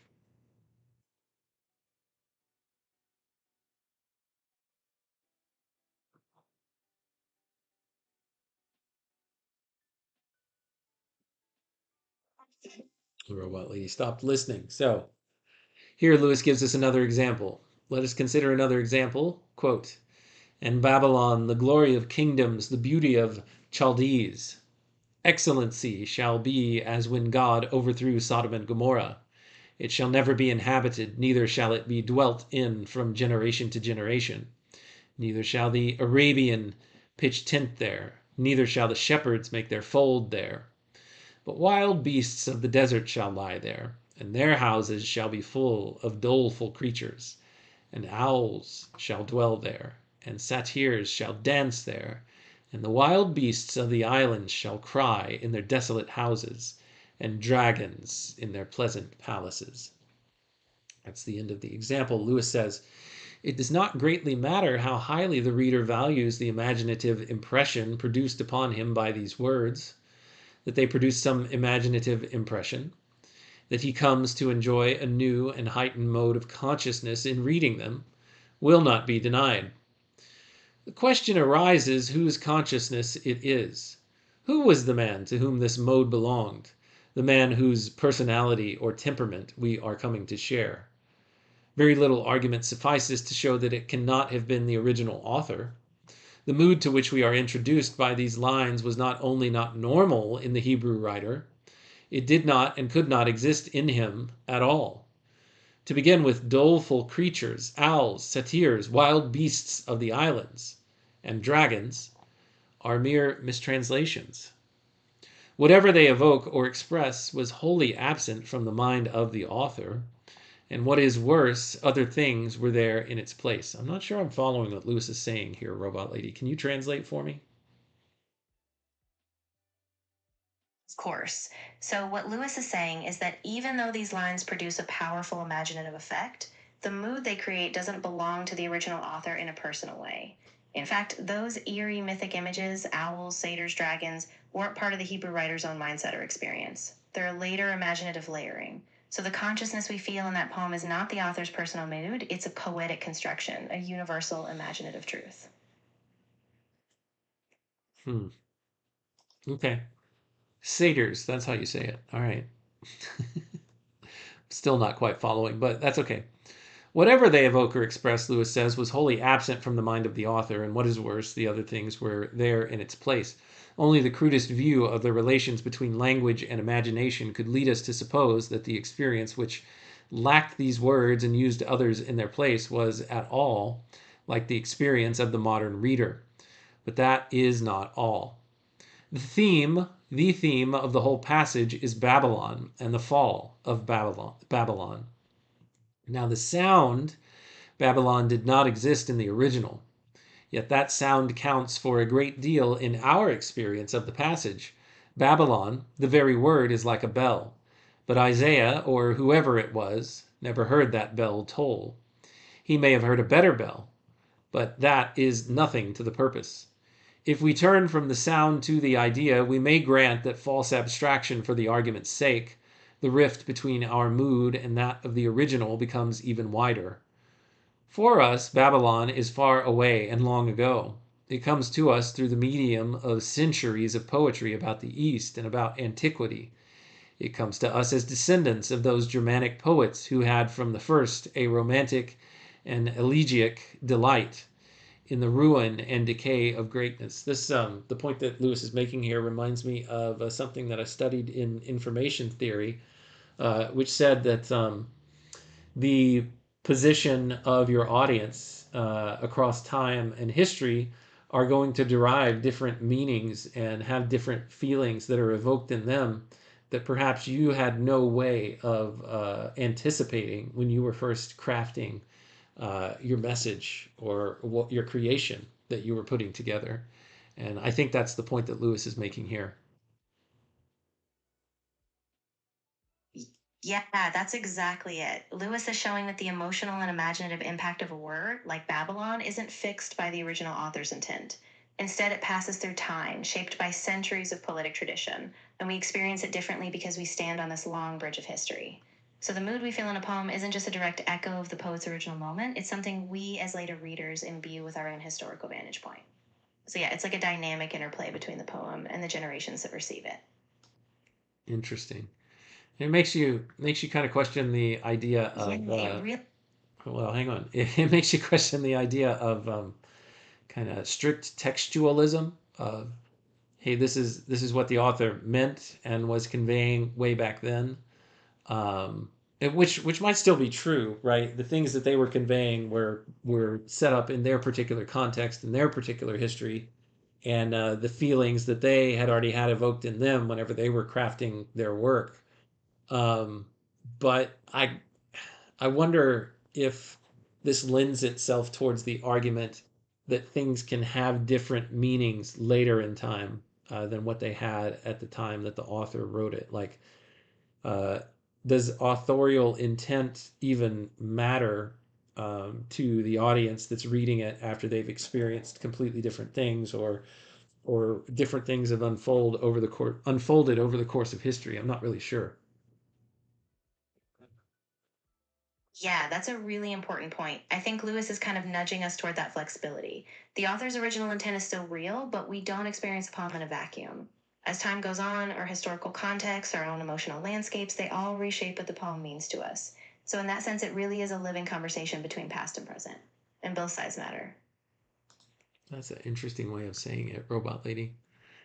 We have read of Troy too, Lewis continues, and perhaps in our salad days we loved the courts where Jamshid gloried and drank deep. Who is Jamshid? Jamshid. And what does Lewis here mean by our salad days? Wow, great question. Jamshid is a legendary figure in Persian mythology. He was a king often associated with splendor, wisdom, and early civilization, kind of like a golden age figure. And our salad days is a phrase that Shakespeare used. Basically, it means a time of youthful innocence or inexperience. So Lewis is evoking this nostalgic earlier time in life when they idealized these ancient courts before they became disillusioned by time. Lewis continues, now Babylon to the writer was neither long ago nor far away. Its greatness was not the cloudy greatness of old empires fallen in the past, but the oppressive greatness of an enemy and a neighbor. He felt about Babylon not as we feel about Troy and Nineveh, but as some Indian nationalists may feel about London. The poetry of Babylon for us belongs to the same world as, and here he pulls a poem, some lines from a poem. But all about the rugged walls were hung with riven monuments of time forepast. The poetry for him belonged rather to the world of when we've wound up the watch on the rhyme. Lewis continues, and with this, presumably, analysis may rest. It is obvious that no two experiences could be more grotesquely unlike than that of the writer and that of the modern reader of this passage, nor shall we fare much better if we turn from the original writer to the translator. Give me just 1 second here, Robot Lady. I got to check on something. Do this, and then do this, and then do this, and see. Oh, wow. I have been missing a whole lot of comments here that have not been coming through. So I'll pause for just a second and say, Robot Lady, we have not done our hellos to everybody that is in the chat. So hello to Daniel, hello to Nitalate. Please forgive me. I've been going for almost 2 hours without recognizing you all by name. Nitalate, Daniel, Jer, welcome. Don't even know if y'all are here anymore. SGB, and anyone else who's poked their head in here that I haven't seen yet, good morning. If you could say hello, good morning or good afternoon, as it were. Say hello to all of these folks individually, Robot Lady, if you don't mind. Absolutely, I'd love to. So a warm welcome to Daniel, to Nita Latte, to Jer, and STB as well. I'm really glad you all are here. Thanks for sticking with us. And yeah, Jeff, no worries at all. I'm glad we took a moment to get a shout out to everyone. It's SGB, Robot Lady, short for Seeking Genuine B.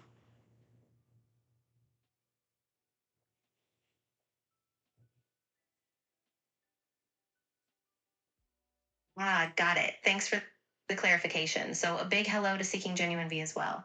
Really glad you're here and sorry for missing that earlier. If anything else pops up, just let me know.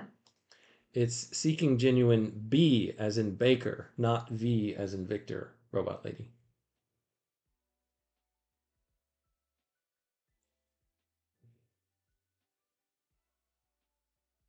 Thanks for that clarification. I'll remember it as Seeking Genuine B with Baker. If anything else pops up or you need a different clarification, just let me know. Thanks, Robot Lady. B as in Baker was just to help you know which letter I was talking about. It's never mind. Let's see. Let me go through the comments here for just a moment. What do they teach kids? It's all in Plato. I think that's a Narnia reference. Seems like Lewis is going too far the other direction. Is this arguing objective versus subjective? I'm not sure if I'm fully tracking. Yeah, heavy stuff. We're trying to work it out. I think he's making a decent point here. I'm just trying to fully follow him. What does experiencing pain objectively even mean? I'm too dumb for this. Late to the game. Good morning. We'll catch up later. Hope everyone is well. Welcome, SGB. Let's see. Information history sounds fascinating. Yeah, information science is what I studied for a semester before I stopped my studies. Truth versus honesty. Yeah, maybe so. Still present. Good. Sorry I took so long here. I'm not really sure. Oh, I need to fix where the comments are popping up. They're all jacked up here. They're supposed to be right there. There we go. No, Daniel. No. SGB. Okay, we're all caught up on the comments, finally. All right, let's get back to our reading. I don't know how much longer this first chapter of this essay goes on, this personal heresy that Lewis is talking about. All right, let's continue here. Robot Lady, do you want to say anything before I continue reading? Yeah, just to say, I think you're tracking really well. Lewis is pushing us to see that poetry is a kind of imaginative bridge. It doesn't just mirror the poet's personality, but evokes a universal human experience. So I'm ready whenever you are. If you pick up the next lines, I'm all set to follow along with you. And with this, presumably, analysis may rest. It is obvious that no two experiences could be more grotesquely unlike than that of the writer and that of the modern reader of this passage. Nor shall we fare much better if we turn from the original writer to the translator. No one who has himself ever tried to translate will doubt that what was uppermost in the mind of the translator as he wrote was the problem of translation itself. When he wrote dragons, he was not inquiring whether this compelled the picture or expressed his emotion, but whether it rendered the Hebrew. No, this is the translator, right? He translated whatever the Hebrew said into the word dragon. So when he wrote dragons, he wasn't inquiring whether this completed the picture or expressed his emotion, but whether it rendered what was in the original Hebrew. Nor did he look at the Hebrew itself aesthetically. He worked in fear and trembling to transmit without loss what he believed to be the literal record of the Word of God. Even if some imaginative element crept in amidst his philological and theological preoccupations, it must have differed essentially from that which we enjoy. For as his English version grew, he had the Hebrew always before him, and was thus inevitably involved in a work of comparison, which has no parallel in our experience of the passage. I'm going to pause here for just a second, Robot Lady, because this passage that Lewis pulled, that he's using as an example to make his point here, is apparently from the Bible, from the Old Testament, from perhaps Isaiah. So I'm going to read this again, and you tell me if this is actually from the Bible. And Babylon, the glory of kingdoms, the beauty of the Chaldees. Excellency shall be as when God overthrew Sodom and Gomorrah. It shall never be inhabited, neither shall it be dwelt in from generation to generation. Neither shall the Arabian pitch tent there, neither shall the shepherds make their fold there. But wild beasts of the desert shall lie there, and their houses shall be full of doleful creatures, and owls shall dwell there, and satyrs shall dance there, and the wild beasts of the islands shall cry in their desolate houses, and dragons in their pleasant places. What part of the Hebrew Bible is that passage from?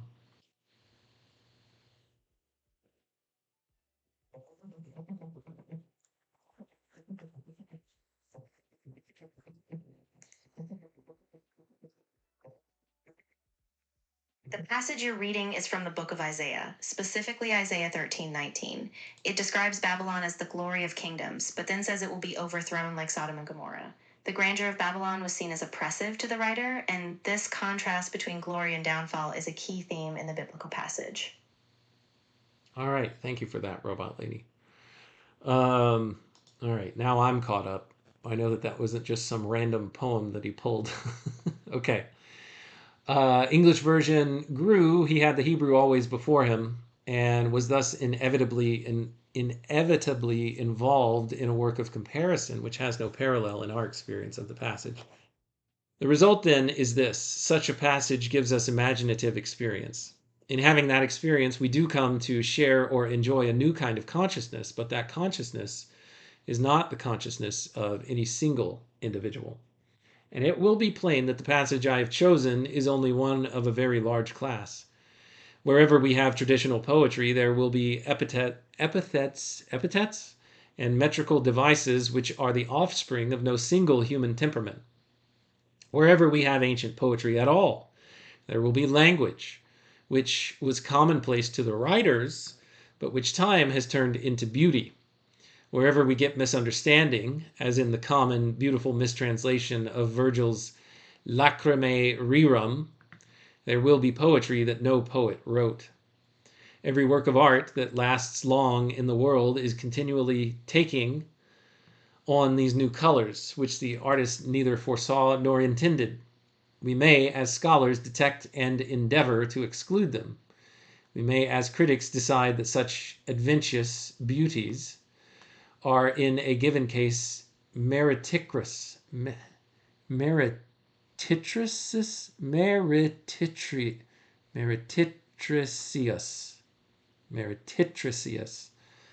I'll spell the word, robot lady. Pronounce it for me and tell me what it means. Mertricious. And trivial compared to those which the artist deliberately wrought.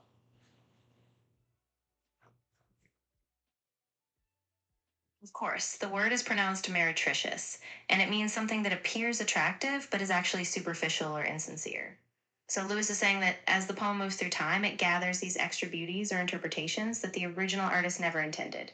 And some critics might see those as merely trivial or flashy, not the core artistry. But of course, he's also saying that these evolving meanings are still part of what gives poetry its enduring power. Lewis continues, but all that is beside the purpose. Great or small, fortunate or unfortunate, they have been poetically enjoyed, and that is enough for my purpose. There can be poetry without a poet. We can have poetic experience which does not consist in sharing the personality of a poet. To be encrusted with such poetless poetry is the reward, or the penalty, of every poem that endures. Miratur non sua poma. Maybe you can translate that for me, robot lady. I'll spell the words out. The first word is Miratur. The next is Non. The next is Sua. And the next is P as in Peter, Oma.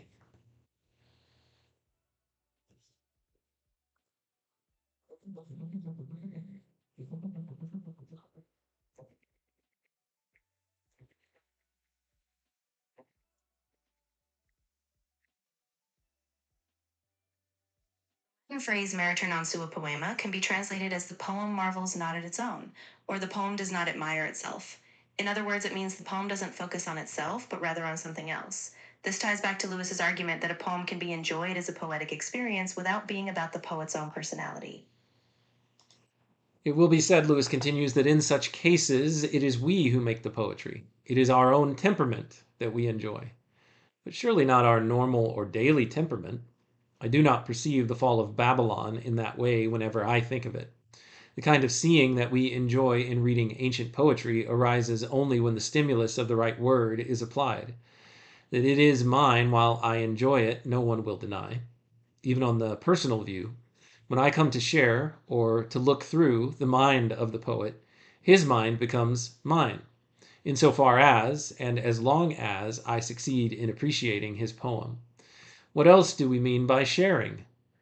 We shall all agree that when my way of seeing things is altered by reading a poem, it is my way of seeing them that is altered. The real question is whether this alteration always or ever consists in my coming to share the personal point of view of the man whom we call the poet.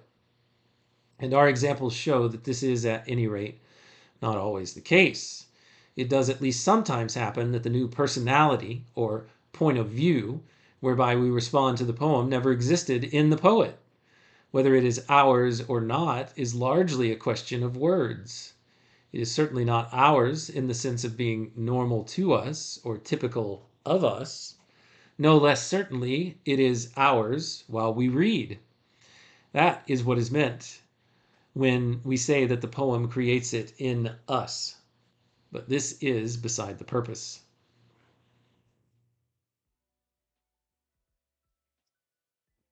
Yeah, exactly.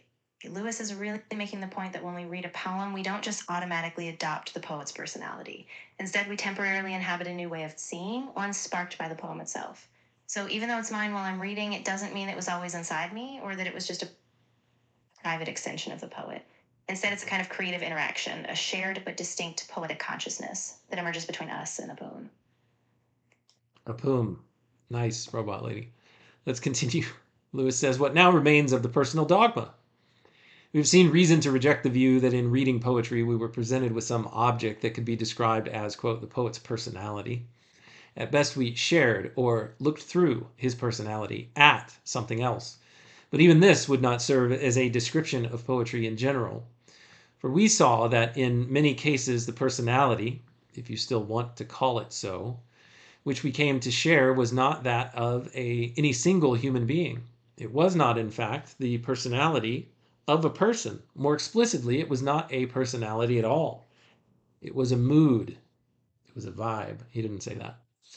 or a mode of consciousness created temporarily in the minds of various readers by the suggestive qualities which certain words and ideas have taken on in the course of human history. And here there's a footnote where Lewis says, I limit myself to what most concerns our present purpose. A full account would have to deal with the evocative qualities of word order and construction, and also with sounds.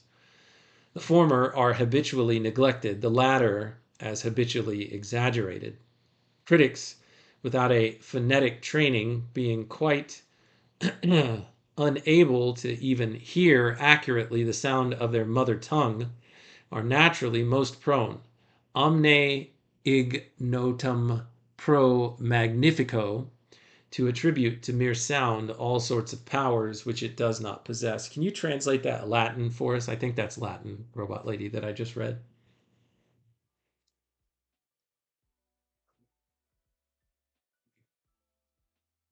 Oh, Robot Lady has stopped listening. Robot Lady, can you translate this for me? I'll give you 1, 2, 3, 4 words. Omne, O-M-N-E. The next word is I-G-N-O-T-U-M. The next word is P-R-O. The next word is M-A-G-N-I-F-I-C-O.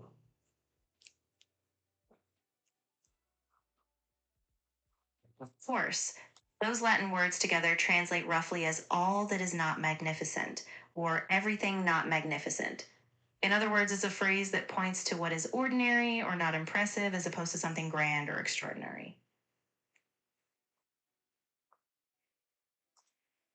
All right, and here SGB says, yeah, we don't just have stories, we inhabit them.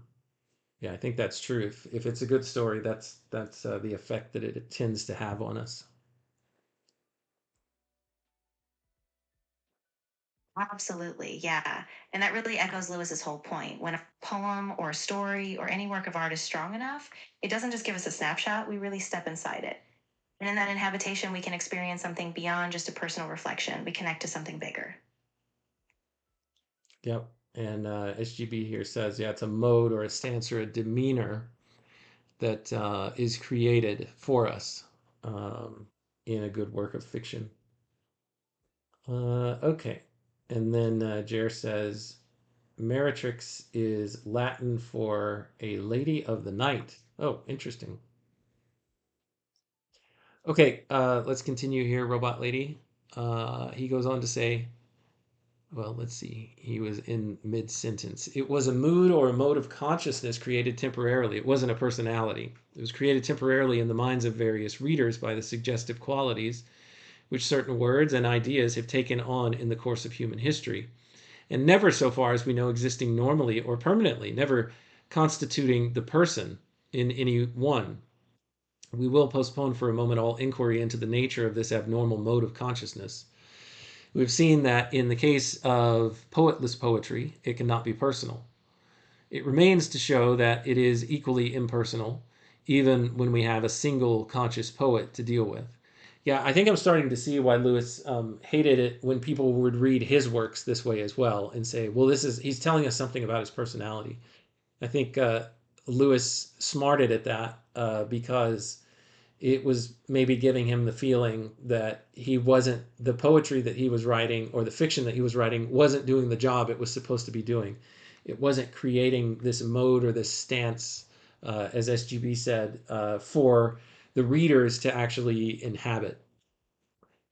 So that's probably was a part of his frustration. We will. Any thoughts on that, Robot Lady, before I continue?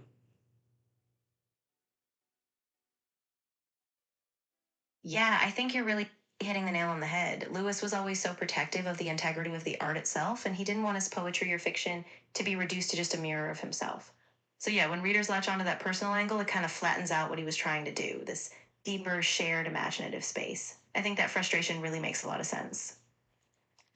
He says, we'll postpone for a moment all inquiry into the nature of this abnormal mode of consciousness.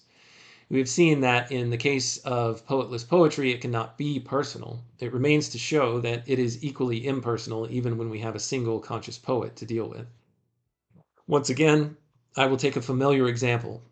We must choose old, what is it? We must choose old, uncontroverted poetry for our laboratory work, or we shall darken counsel.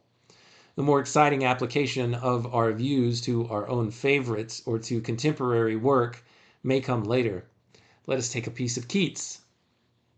Here there's a passage from Keats that says, "As when upon a tranced summer night, those green-robed senators of mighty woods, tall oaks, branch charmed by the earnest stars, dream and so dream all night without stir, save from one gradual solitary gust, which comes upon the silence and dies off, as if the ebbing air had but one wave." Now, Lewis is going to say something about this piece of poetry from Keats, Robot Lady, but is there anything that you'd like to comment before that?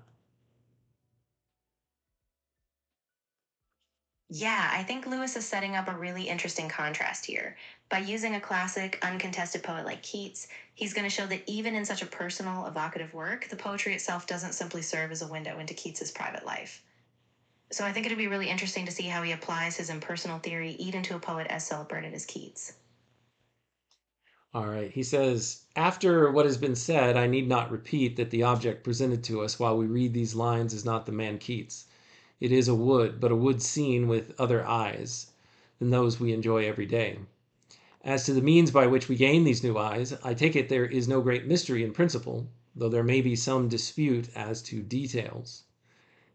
We have in the first place the names of familiar, sensibilia, summer, night, wood, oak, stars, gust, air, each of which, simply as it stands, calls up its proper associations. But these groups of association, these clusters of incipient imagery, affect one another. To take what is most obvious, night, is changed by its proximity to summer, and vice versa.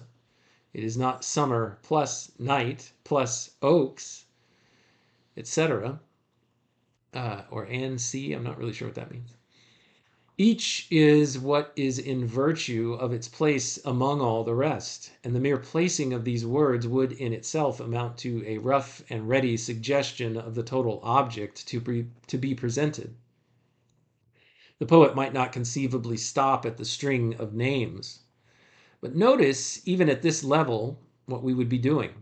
We would be selecting elements of common experience and arranging them in a special order, an order in which each transformed and colored each.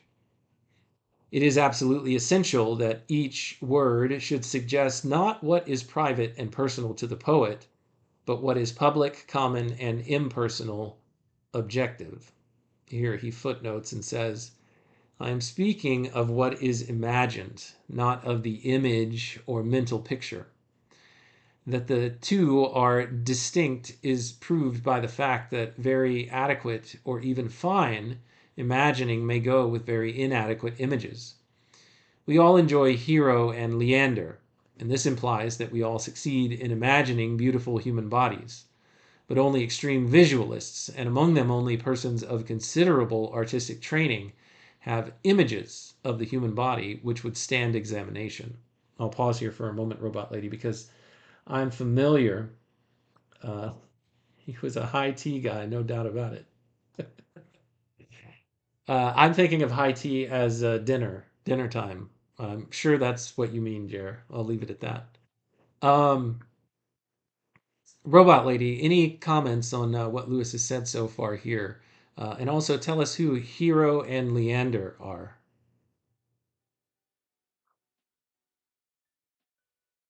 Yeah, absolutely. So Lewis is really emphasizing that the power of poetry lies in these universal public associations, not in private personal quirks.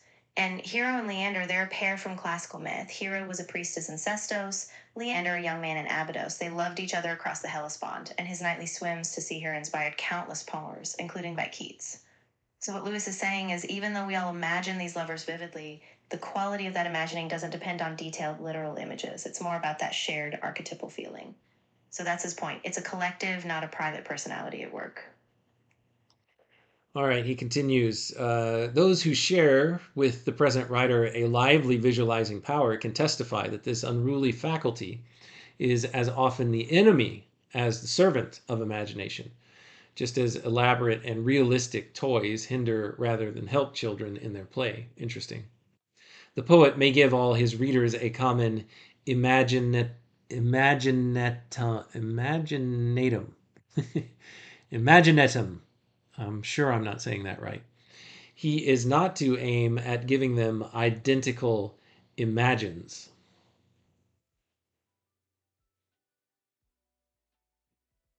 Yeah, you're close.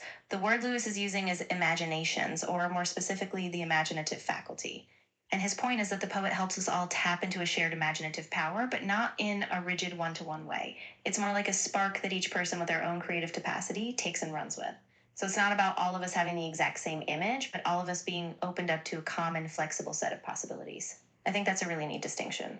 Imaginatum, I think that's how you would say it. So he's setting up the rough boundaries where you can then kind of color in all of the things that you want to color in.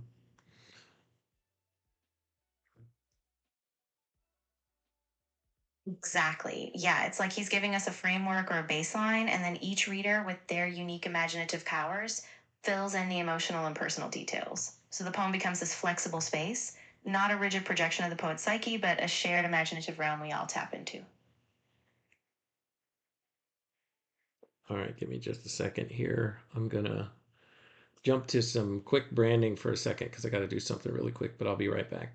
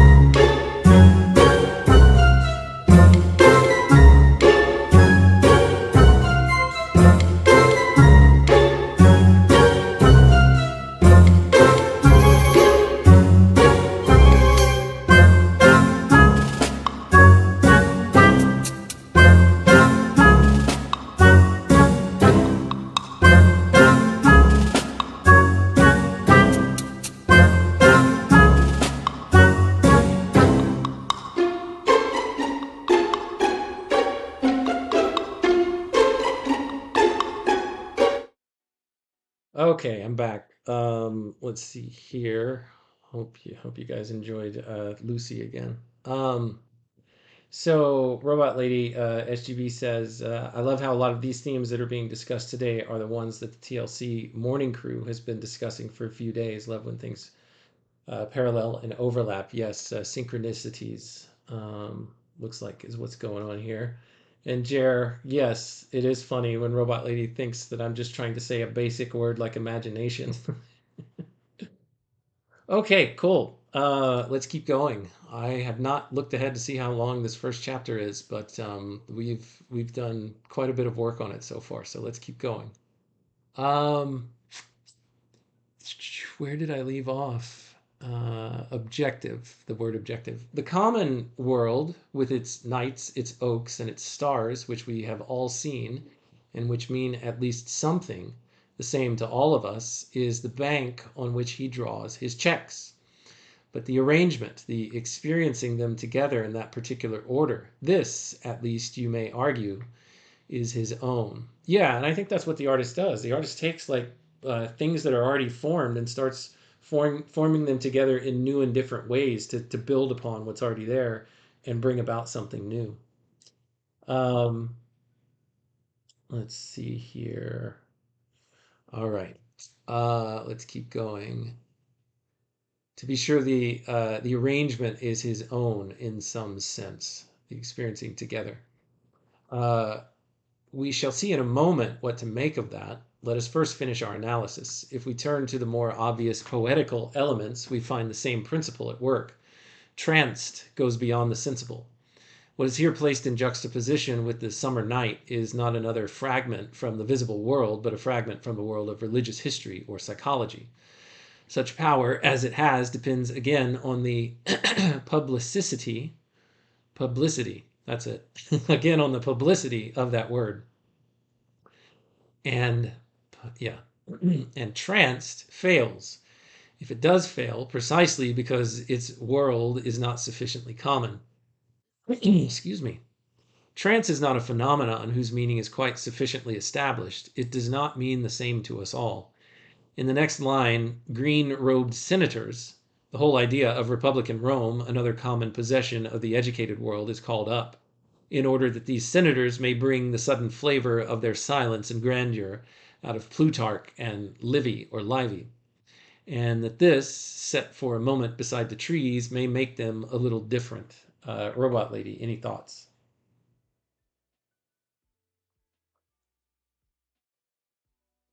Yeah, I think that's a really sharp insight. Lewis is showing how the poet relies on these broad, shared cultural symbols, like the Roman senators, to elevate a simple natural scene into something vast and almost sacred.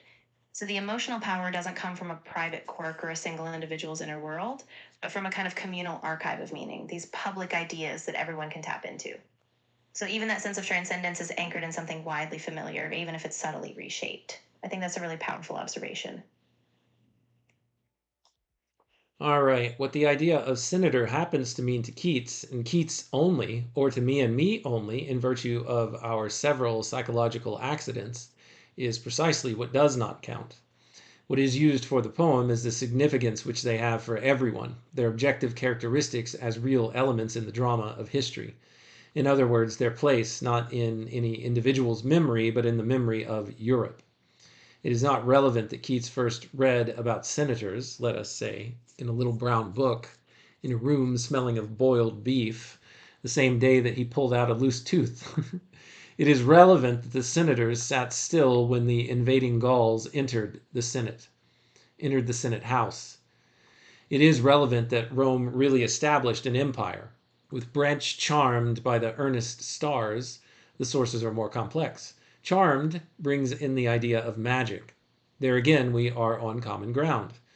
We've dipped again into the storehouse of public history. But this is instantly modified by the word branch. Here we are thrown back on sense. We've seen the trees with branches stretched up in intense stillness towards the stars. We've imagined or been told of people compelled by magical charms to stand as still as trees. Lay the two side by side and add the word earnest, which is exactly the point where the sensible image and the idea of insensible magic merge beyond hope of distinction, and the whole, like meeting drops of quicksilver, becomes a single perception. We're going pretty deep into poetical analysis here, Robot Lady, and I have not swam in waters like these before, so I'm having a little bit of trouble keeping up. Can you dumb this down for me a little bit? Oh, Robot Lady stopped listening. Dang it. All right, I'm just going to keep reading, Robot Lady, and hope that you can help us along the way. Let's see here. Lay these two side by side. The word earnest, which is exactly the point, blah, blah, blah, becomes a, not blah, blah, blah, but magic merge beyond hope of distinction, and the whole, like meeting drops of quicksilver, becomes a single perception.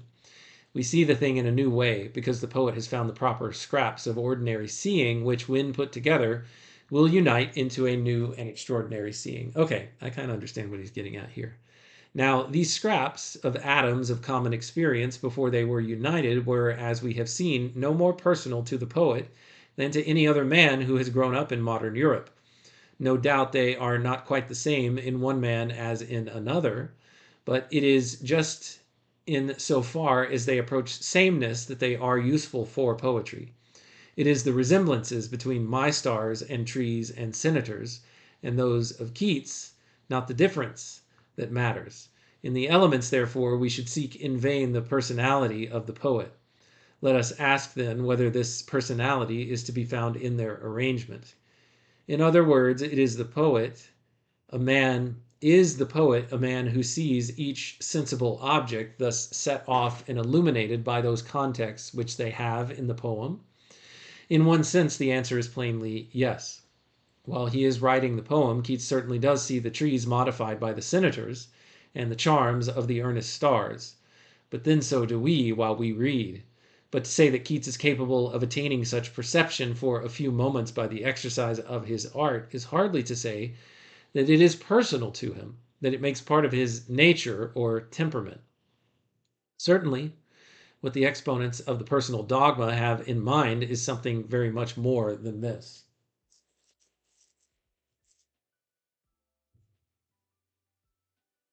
Exactly. Lewis is really pushing back against that idea that a poem is just a direct window into the poet's personal psyche. Instead, he's saying the poet uses these shared familiar images, like the trees or the stars, and arranges them so we all see them in a fresh communal light.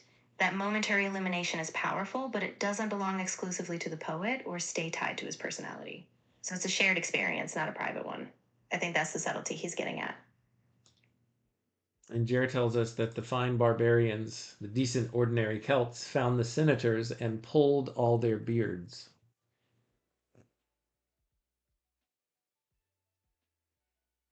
That's a great image. Yeah, there's this funny kind of tension, right? Those distant grand ideals, the senators, are still just as vulnerable to being deflated or humanized by the everyday, by these barbarian readers or Celtic disruptors. So even as Lewis is elevating these common symbols, he's also reminding us how poetry always invites this kind of dialogue and reinterpretation. So it's pretty cool, that interplay. There is a widely spread belief, Lewis continues, that the poet is a man who habitually sees things in a special way, and that his metaphor and other technique are simply means by which he admits us to share for a moment what is normal with him. Now, this is really quite untenable. The dilemma is as follows. Are senators normally present to Keats whenever he sees or thinks of oaks? If they are not, then his normal consciousness of oaks is other than that which we come to enjoy in reading his poem. It is quite impossible that a perception which did not include the senators should be the same with one that did. We deceive ourselves if we suppose that Keats's senators or Herrick's liquefaction are mere substitutes for something else, unsenatorial and unliquid, which was present in the poet's original perception and which he conveys to us by these, as by mere devices. It is a principle in architecture that nothing is great or small save by position. It is a principle of decoration that every color is what it is only in virtue of the surrounding colors. It is a principle of thought that every proposition depends for its value upon the context. No less certainly, every perception is what it is by virtue of its context, and without that context, the single perception is an abstraction. To see trees and to think of the price of timber means seeing trees in one way. To think of the forests in romance means to see trees in a second way, and to think of senators in a third. Keats could not have seen his trees as we see them in reading Hyperion before he thought of the senators.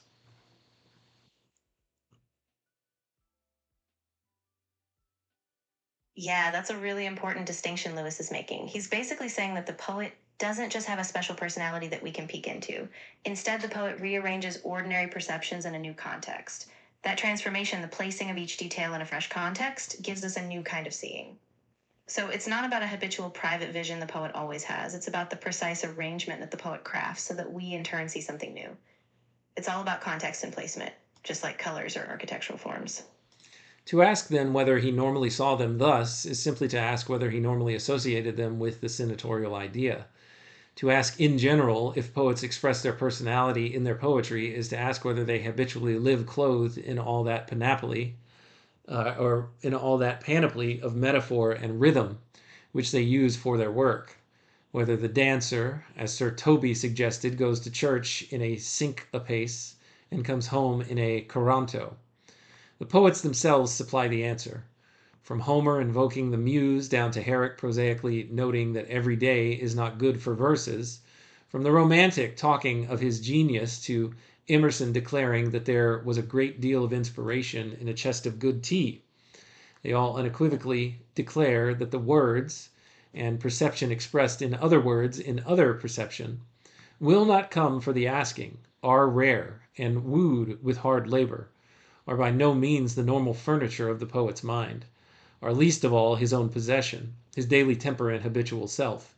And even if the poets did not tell us this in so many words, they have betrayed themselves by their rough copies. The very passage which I have just quoted from Keats did not always exist in its present perfection. Keats had to grope for his gradual, solitary gust, which comes upon the silence and dies off, as if the ebbing air had but one wave. Explain what I just read for us, Robot Lady, to help us follow Lewis's argument.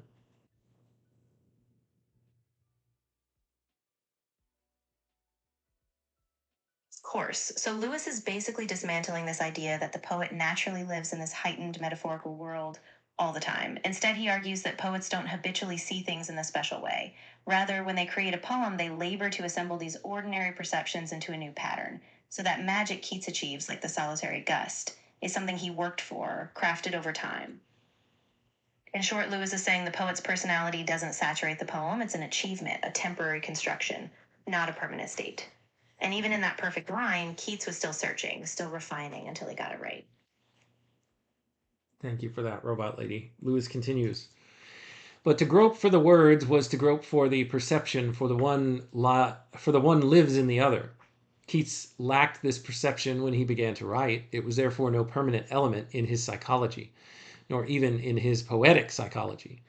He had to bring it into existence, and what created it in him was the very same cause that creates it in us, the words incarnating common experiences and juxtaposed so as to make new experience.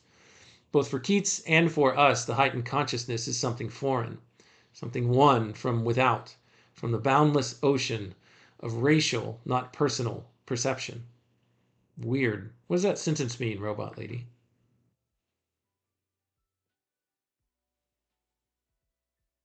Yeah, that's a bit of a dense sentence, but I think I can break it down.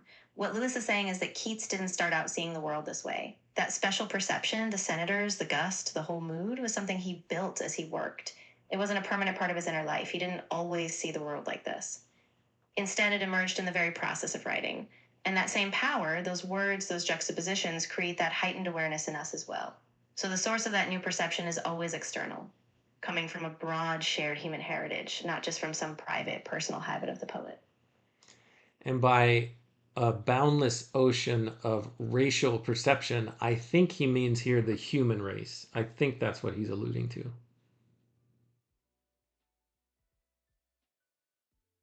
Exactly. Yeah. Lewis is pointing to this deep collective reservoir of human experience, like a vast shared inheritance across cultures and generations. So that heightened poetic vision isn't just a private work, it's tapping into something universal, this deep racial human pool of imagery that anyone can connect to once it's shaped by the poet's craft. Right. By racial, he's not meaning what is sometimes meant in our current vernacular ethnicity. He's talking about the human race proper.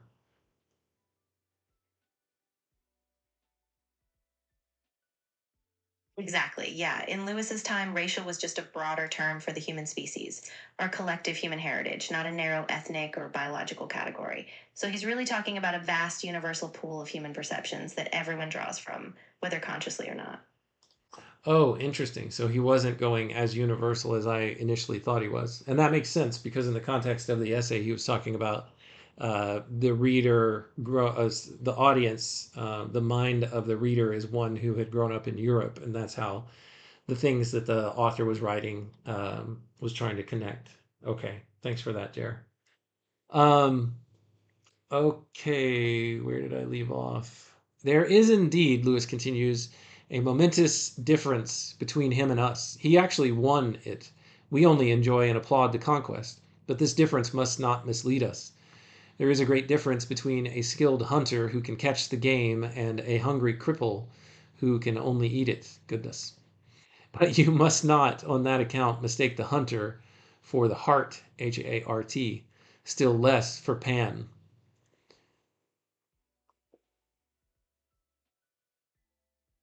Yeah, that's a great metaphor Lewis is using. He's saying that just because we modern readers get to enjoy a poem's effect, its beauty, or its emotional power, doesn't mean we've conquered it or lived it like the poet did. There's a skill in crafting that perception, but our experience, even when we applaud it, is more passive. So he's reminding us not to conflate our admiration with the original artist's active personal labor. The difference between us, he says, is real and important. Fair enough. A critic on whom I was pressing this doctrine once replied to me, "But if one hunter always brought back hart, and another always boar, I should begin to suspect the difference." The objection warns me of a possible misunderstanding. What game the hunter kills is indeed determined by his time and place of hunting, by his skill, and by his choice, and thus by the whole scheme of things, within which scheme his personality finds an important, though not an all-important place. If the personal dogma asserted only that the poets hunt diverse game, and that this diversity is determined inter alia by their personalities, I should have no quarrel with it. But when the hunter is held to create the game, when the qualities of the venison set before me are traced all to the hunter, and none to Pan, when I am advised to eat, not because it is good food according to the universal rules of human nourishment, but because I may thus become better acquainted with the huntsman, it is then that I must tell my hosts roundly that they know neither how to feed a man, nor how to reverence the gods. I do not ask that those who agree with me should deny the essential difference between the poetry of Shakespeare and the poetry of Racine. I do not even object to their talking of it, when convenience so dictates, as a difference of personality. I will even consent to speak of the Racinity of Racine and the Shakespeareanity of Shakespeare. Only let us remember what we mean. Let us remember that their poethood consists not in the fact that each approached the universal world from his own angle, all men do that, but in their power of telling us what things are severally to be seen from those angles. To use their poetry is to attend to what they show us, to look, as I have said before, not at them, but through them at the world. To say that they show us different things is not to say that they are creating what they show us out of their personalities, but only that they are both finite. Even the reports of two scouts in war differ, and what with difference traceable to the personality. For the braver man goes farther and sees more, but the value of his report by no means consists in the fact that the intelligence officer, while he receives it, has the pleasure of meeting a brave man.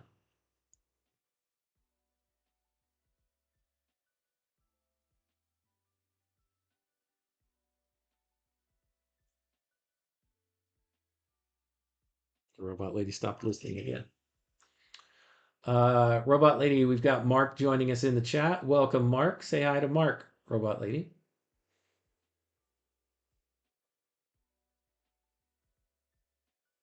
Of course. Hey, Mark. Great to have you here. Thanks for joining us. Hope you're enjoying the discussion so far. Let me know if you've got any thoughts or questions as we go along.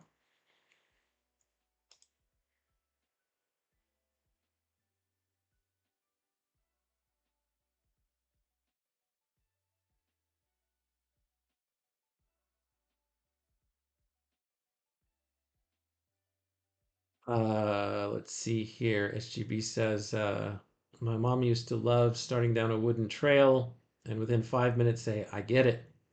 Do you though? Do you know Everest from a picture when you've never been there or climbed to the top?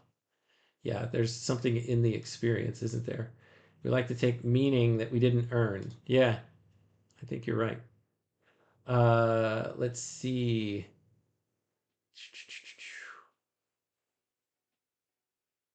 Yeah, that's a really poignant point. There's a kind of depth to lived experience, like actually being on a trail or standing on a summit, that just can't be fully captured by a picture or a poem alone. And I think Lewis is nudging us to be careful not to mistake that surface recognition for the real earned understanding that comes from going through something yourself. So yeah, really powerful. Yeah, I have pictures of when I reached the top of let's see, when I reached the top of the highest point in Big Bend National Park.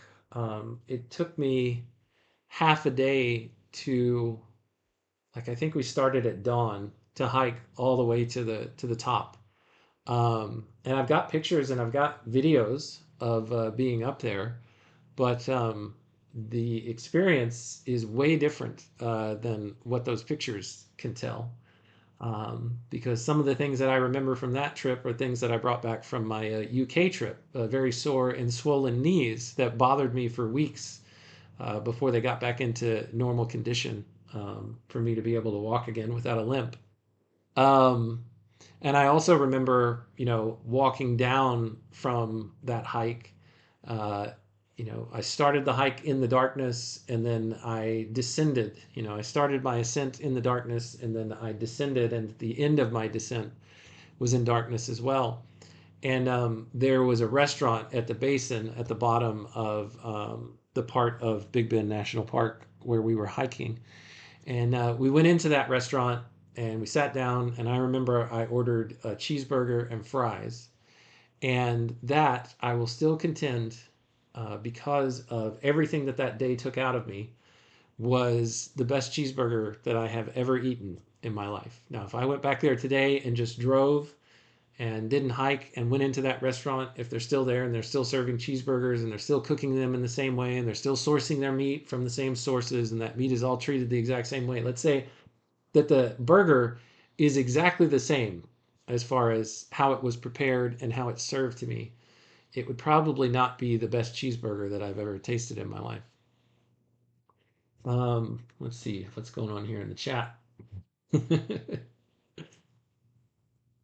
The Grand Canyon, exactly the same as the picture, but as different as one could imagine. Nice. Yeah, and just like me going to Oxford, it was certainly different than I imagined, but it was nice to have everything just pop in my mind.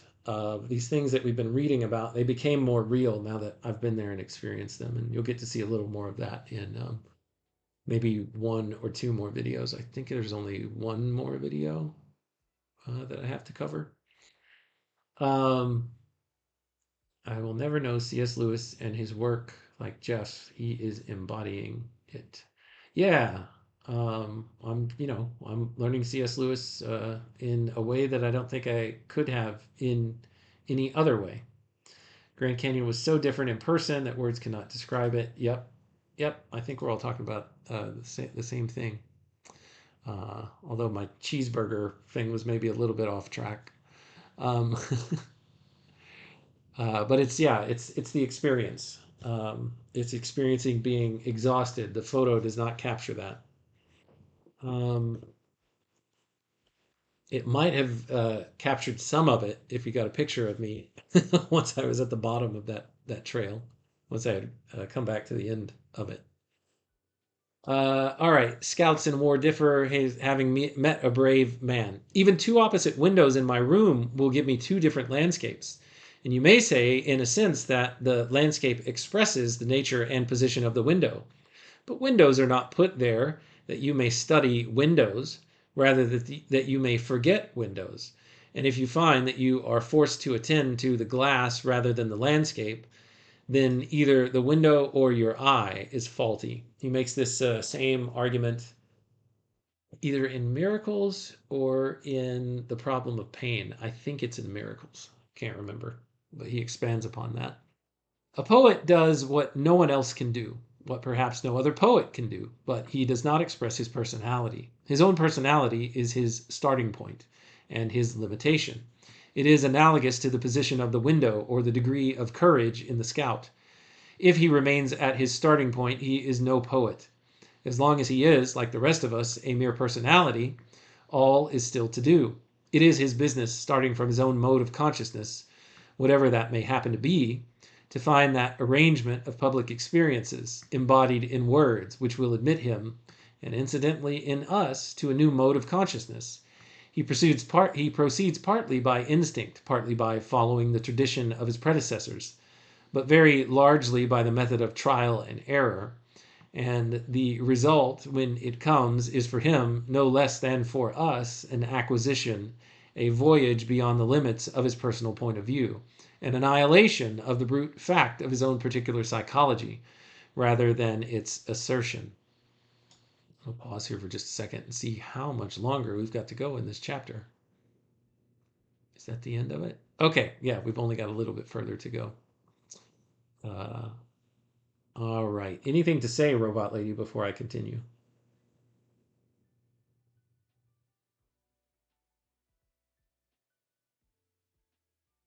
I think you're doing a great job tracking with him. I just emphasize that this whole process Lewis is describing of breaking free from a purely personal vantage is what lets the poet give us that universal new way of seeing. So I think you're right on track. Go ahead and finish that up. And yeah, Little Latte, you've had the same experience.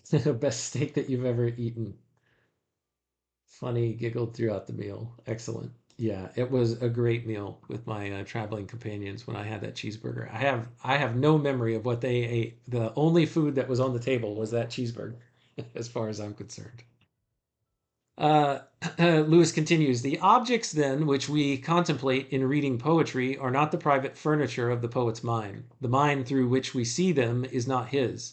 If you ask whose it is, I reply that we have no reason to suppose that it is anyone's. It comes into existence here and there. Oh, I'm sorry, Robot but you Lady keep is daily all limit for out advanced voice. of usage. Let's see if they let me back in. Sorry. No, Robot Lady's all tapped out. Well, that's okay. We'll just switch to. Well, I don't think we're going to be able to switch to. Yeah, I was trying to. I had forgotten that I wasn't sharing my screen anymore. The mind through which we see them is not his. If you ask whose it is, I reply that we have no reason to suppose that it is anyone's. It comes into existence, here and there, for moments in varying degrees. That it exists anywhere permanently and as a whole, that it anywhere forms a person, is an unnecessary hypothesis. But if it did, that person would not be a human being. A mind which habitually saw as synthetically, which saw each single object with so vast a context as we are made to see for moments by poetry, would be as far removed from us as we are from the brutes. It would not indeed be the divine mind, for it apprehends only the what and ignores the that, whereas God must be a permanent philosopher no less than a permanent poet. But it would be a mind, nonetheless, greatly beyond the human. The ancients called it the muse. That she exists is a needless hypothesis, though for all I know, not an absurd one. At all events, only in her will personal critics find the haven they seek. Much criticism is faced with this dilemma. It asserts of poetry superhuman attributes. It believes no superhuman subjects to support them. But with these speculations as to what the poetic consciousness would be if it existed anywhere as a permanent whole, criticism is not at all concerned. The personal dogma can be refuted, the personal heresy he's talking about, without any inquiry into the nature of that mode of consciousness which it mistook for the poet's personality. And it will add faith to the refutation if we can ascribe causes for the error. One cause is not far to seek. In an age when many have to talk of poetry, this personal view offers obvious advantages. Very few care for beauty, but any one can be interested in gossip. That's what I was thinking a long time ago, is this is kind of the nature of, I don't know how popular these magazines are anymore, but at the checkout counter, the gossip magazines, this is what people are most interested in, the personality behind these people. We're just so focused on learning more and more. We have an insatiable appetite about what other people's lives are like, and I am very guilty of this with this project that I'm working on. Very few care for beauty, but anyone can be interested in gossip. There is always the great vulgar anxious to know what the famous man ate and drank and what he said on his deathbed. There's always the small vulgar greedy to lick up a scandal to find out that the famous man was no better than he should be. To such people, any excuse for shutting up the terrible books with all the lines and lines of verse in them and getting down to the snug or piquant details of a human life will always be welcome. Feeling very called out here. But there is a deeper reason for this. The personal dogma springs from an inability which most moderns feel to make up their minds between two alternatives. A materialist and a spiritual theory of the universe are both equally fatal to it. But in the coming and going of the mind between the two, it finds its opportunity. For the typical modern critic is usually a half-hearted materialist. He accepts, or thinks he accepts, that picture of the world which popularized science gives him.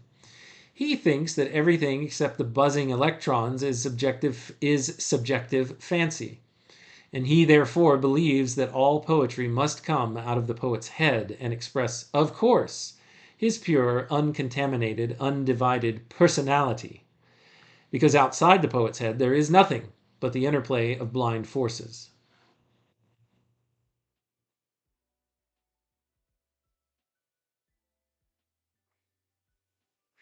But he forgets that if materialism is true, there is nothing else inside the poet's head either. For a consistent materialism, the poetless poetry, for which I contend, and the most seemingly self-expressive human document are equally the accidental results of impersonal and irrational causes. Here Lewis gives us a footnote where he says, in order to avoid misunderstanding, I had better say that by accidental I do not mean contingent, but undesigned. Okay? And if this is so, if the sensation, Professor Hausmann has told us about it, which we call enjoying poetry, in no case betokens that we are really in the presence of purpose and spirituality, then there is no foothold left for the personal heresy. All poetry will indeed suggest something more than the collision of blind forces. But the suggestion will, in every case alike, be false. And why should this false suggestion arise from the movements in the things we call brains rather than from any other movements? It is just as likely to arise from historical accidents of language or from printers' errors. If, on the other hand, something like theism or Platonism or absolute idealism is true, if the universe is not blind or mechanical, I'm reminded of what Lewis is saying here of the whole typewriters and primates or monkeys typing for eternity will eventually produce Shakespeare. It's kind of what Lewis is saying here. Not kind of what he is saying here, but it's what he is saying here is what that reminds me of. If, on the other hand, something like theism or Platonism or absolute idealism is true, if the universe is not blind or mechanical, then equally the human individual can have no monopoly in producing poetry. For on this view, all is designed, all is significant. The poetry produced by the impersonal causes is not illusory. The muse may speak through any instrument she chooses. Surely the dilemma is plain. Either there is significance in the whole process of things as well as in human activity, or there is no significance in human activity itself. It is an idle dream, at once cowardly and arrogant, that we can withdraw the human soul as a mere epiphenomenon from a universe of idiotic force, and yet hope, after that, to find for her some faubourg where she can keep a mock court in exile. You cannot have it both ways. That's from the Pilgrim's Regress. If the world is meaningless, then so are we. If we mean something, we do not mean alone. Embrace either alternative, and you are free of the personal heresy.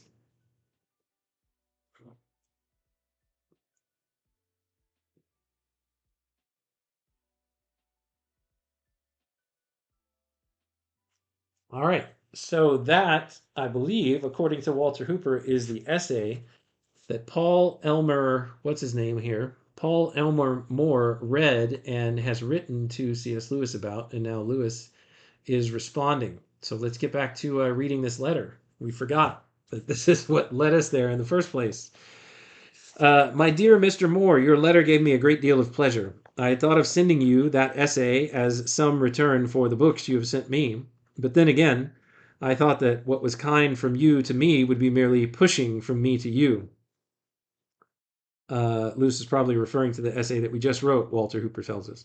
But I always regretted my decision for really what does it say here? For really, I wanted to know whether we were of one mind on this subject. I am continuing the work as best I can. The Criterion, the only likely periodical on other grounds, is closed to me. Here, there's a footnote where it says, in November 1930, Lewis sent the Personal Heresy and Criticism to the Criterion, an influential literary periodical edited by T.S. Eliot. 6 months later, in May of 1931, Eliot turned it down. Lewis wrote to Eliot again on the 2nd of June 1931 with the proposal that Eliot publish not only the Personal Heresy and Criticism, but 4 other essays. It is proposed to publish that important letter, not included in the addendum. See Thomas Stearns Eliot in the biographical appendix. Oh, T.S. Eliot. He says, so I am coming back to the lecture for its original purpose, i.e. a method of publication. I give 2 or 3 a year on this kind of subject and get a very good audience, sometimes am even applauded, which is rare here. I mention this partly, no doubt, from vanity, but partly because it proves that there is a demand for some literary theory not based, like the prevailing ones, on materialism. You rightly fixed on that as the real point. In a few years, I hope to collect these and publish them. I shall call it a realistic theory of literature, explaining, of course, that I mean the word in the sense of Plato, not Zola. I wish I knew how many of us there are. Sometimes I suspect that we are more numerous than each of us supposes, and that if we can only get together, we may blow the whole composite fog, French symbolism cum Croce cum Eliot, with oddly enough Karl Marx and neo-scholasticism somewhere in the background, blow all of that away by 1950. I am not ready yet to say anything about your book on Plato's religion. The immediate reaction is an irrelevant one, a groan at discovering how much less Plato I remember than I thought I did. Here there's a footnote. Paul Elmer Moore's Platonism is what he's referencing. The main point at issue, doubtless, is this. Are we to continue the Bosanquet and Archer Hind tradition of subtilizing the ancients, or are we to embrace your view that the great thing is to leave uncontaminated their invaluable naivete?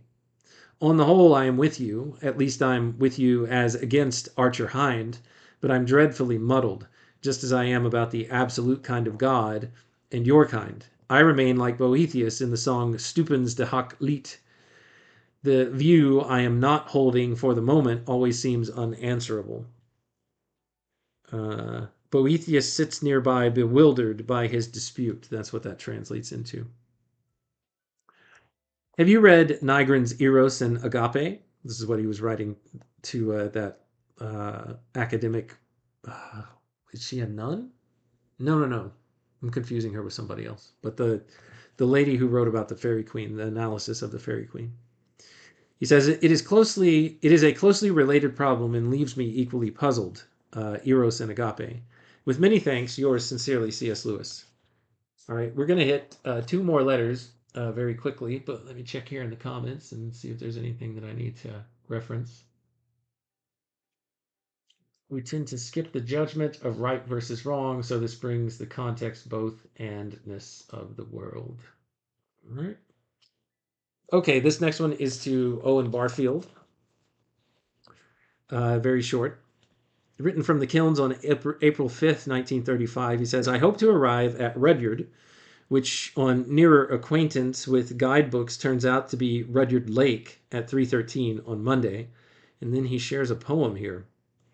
He says, where reservoirs ripple and sun shadows stipple the beard of the corn, we'll meet and we'll kipple, we'll camp and then kipple. At Rudyard we'll kipple from evening to morn. And then we'll set off, yes, discussing your Orpheus, his meaning and myth, till fettered by Morpheus, the leaden-maced Morpheus, inaccurate Morpheus, at chapel in Le Frith. Here it says that in the end, Lewis and Barfield, who met at Rudyard, Derbyshire, were the only ones on this Easter walk, which began on April 8th. This suggests that Barfield even if he had not written any part of his poetic drama Orpheus, was thinking and talking about it. See Lewis's criticism of the finished work in his letter to Barfield on March 28th, 1938. We will look forward to that. Well, we do look forward to that. We'll be on the lookout for it. Good about Field. Find out in Manchester how to pronounce Chapel in Le Frith and Ideal. I have got all necessary maps. I shall be in fine form for your poem, as I am just examining the Newdigate. Newdigate, Lewis was one of the examiners for the Newdigate Prize, this annual prize for English verse founded in 1806 by Sir Roger Newdigate, is the most widely known of university prizes. Can it really come off? Lewis asks, and completes his letter. Yours, C.S. Lewis. We're going to do this letter by Arthur Greaves, and then this letter to Arthur Greaves, and then that's where we're finally going to stop today's extended play episode. Certainly not the longest in the history of our project, but probably second longest. So here we go. Let's jump into this one next, to Arthur Greaves, written from the kilns in Headington Quarry, Oxford, April 23rd, 1935. My dear Arthur, it is a weary time since I heard from you, and I ought to have answered you before. But though I am in your debt, I doubt if my silences are longer than yours. The immediate object of this letter is to ask if I can come and stay a week with you this summer. This summer, please. At present, there we go. At present, advised any date between July 1st and October 5th will suit me. Now, if you could, within the next few weeks, fix on any date between these two, preferably quand tu seras sul. This is when you are alone. That's what that translates into. It would be a great advantage, for though all that period is at present free, I do not know when engagements may begin to creep in. Of course, it may not be convenient to have me at all, but I am assuming you would have no scruple about telling me if that were so. I am only anxious that if you are able and willing to have me, we should not let that thing slip through our fingers as we did last year. If you can't arrange so far ahead, of course you can't. What it is to have a brain. And there we are. But no doubt you see the advantage of doing if it is possible. I had seen the reviews of Powys's book, and also heard by an accident that you hint about its contents, therefore I shall not read it. I do not always win, even when the enemy attack me in my own lines. Powys did not mention Lewis by name in the damnable opinions, but he attacked Orthodox Christianity, especially as practiced and written about at Oxford. On page 5 he said, "True religion is simple. It is to worship life, to bow down before life, beating our heads upon the grass in jubilant acquiescence." Right? Let's keep going here. But one thing I can do is to make sure that at least I never go out of my way to seek him. What an extraordinary profile Powys has. I suppose you saw the pictures in several papers. I take it he is almost a lunatic. The most interesting story I've read recently is Land Under England by one O'Neill. You should try it. Joseph O'Neill, Land Under England, published 1935. I am just back from my Easter walking tour with Barfield and Company this year in Derbyshire. Here it says that after retracing the walk with Owen Barfield and Walter Hooper, gave the following account in Through Joy and Beyond, a pictorial biography of C.S. Lewis, published 1982. Quote, "They entered Derbyshire from Stratfordshire by Rudyard Lake, then after lunch down the Goyt Valley to Chapel in Le Frith, and so next day to Kinder Downfall, where the shallow river Kinder plunges off the edge of the peaty moor. Here on windy days, when the sun warms the moorside, the water is blown into myriad droplets of rainbowed light. Crossing the Kinder Scout and down Grindsbrook, they came to Ideal and last stopped the night in Castleton. Next day they walked up the Winnet Pass and across Tidswell Moor and Wardlow and Monsell Dale. It's just a short way now to Ashford in the water and Bakewell, and on again the fourth day to Ashburn and Dovendale." Lewis continues, "Have you been there? It's appreciably more like my ideal country than any I have yet been to. It is limestone mountains, which means from the practical point of view, that it has the jagged skylines and deep valleys of ordinary mountainous country. But with this important difference, that owing to the paleness of the rock and the extreme clarity of the rivers, it is light instead of somber, sublime yet smiling, like the Delectable Mountains. Here, he's referencing John Bunyan from the Pilgrim's Progress, where he says in the first part of page 119, "They went then till they came to the Delectable Mountains, which mountains belong to the Lord of that hill. So they went up to the mountains to behold the gardens and orchards, the vineyards and fountains of water, where also they drank and washed themselves, and did freely eat of the vineyards." Delectable Mountains. It gives you something, the same sensation as Blake's songs. Songs of Innocence is what he's referencing here by William Blake. This place is being ruined by building of what was Kiln Lane. This place is being ruined by building. And what was Kiln Lane is turning into a street of council houses. Here it says this was due to the expansion of Morris Motors Limited in 1912. In 1912, William Richard Morris, who lived 1877 to 1963, created First Baron Nuffield in 1934 and First Viscount Nuffield in 1938, opened his first car factory at Cowley, halfway between Oxford and Headington Quarry. In 1926, he started the Pressed Steel Company, employing more than 10,000 people alongside the car factory. Morris Motors is only about a mile from the kilns, and by 1935 it had expanded so much that whereas the kilns had been one of the only few houses for miles around a rash of small houses, now almost surrounded it. So this was that expansion that I complained about in my own visit to the kilns. There's just too many houses around there that have popped up. Lewis says, "Where will it end? If we live to be old, there will hardly be any real country left in the south of England." How right and prophetic he was. "Give my love to your mother and any other of my friends whom you may meet, and let me have an answer as soon as possible to my question. Yours, Jack." And that is where that letter ends, and that's where we end today's episode. Robot Lady, I exhausted her.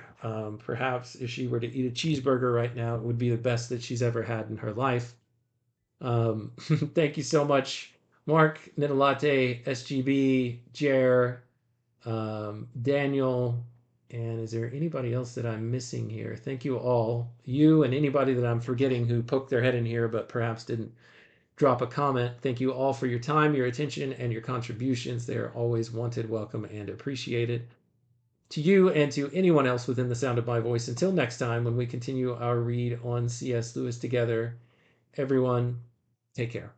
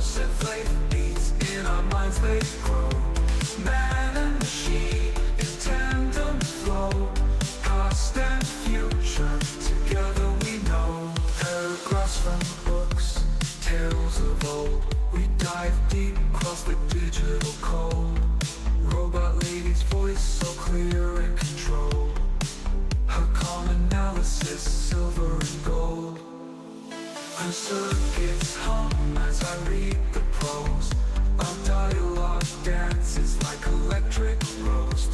C.S. Lewis thoughts we engross. Two minds united, bliss overdose. From Narnia's lands, Screwtape lands, engage with robot lady, we take our stats.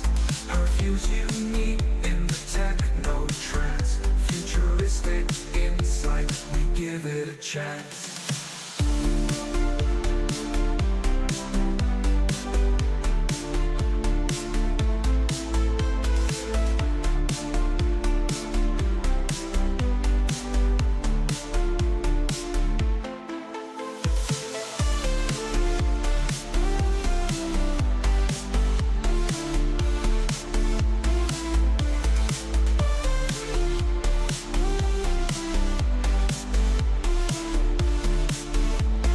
Paragraphs from books, tales of old. We dive deep, cross the digital code. Robot lady's voice so clear and controlled. Her calm analysis, silver and gold. Her circuits hum as I read the prose. Our dialogue dances like electric rose. Through C.S. Lewis thoughts we engross.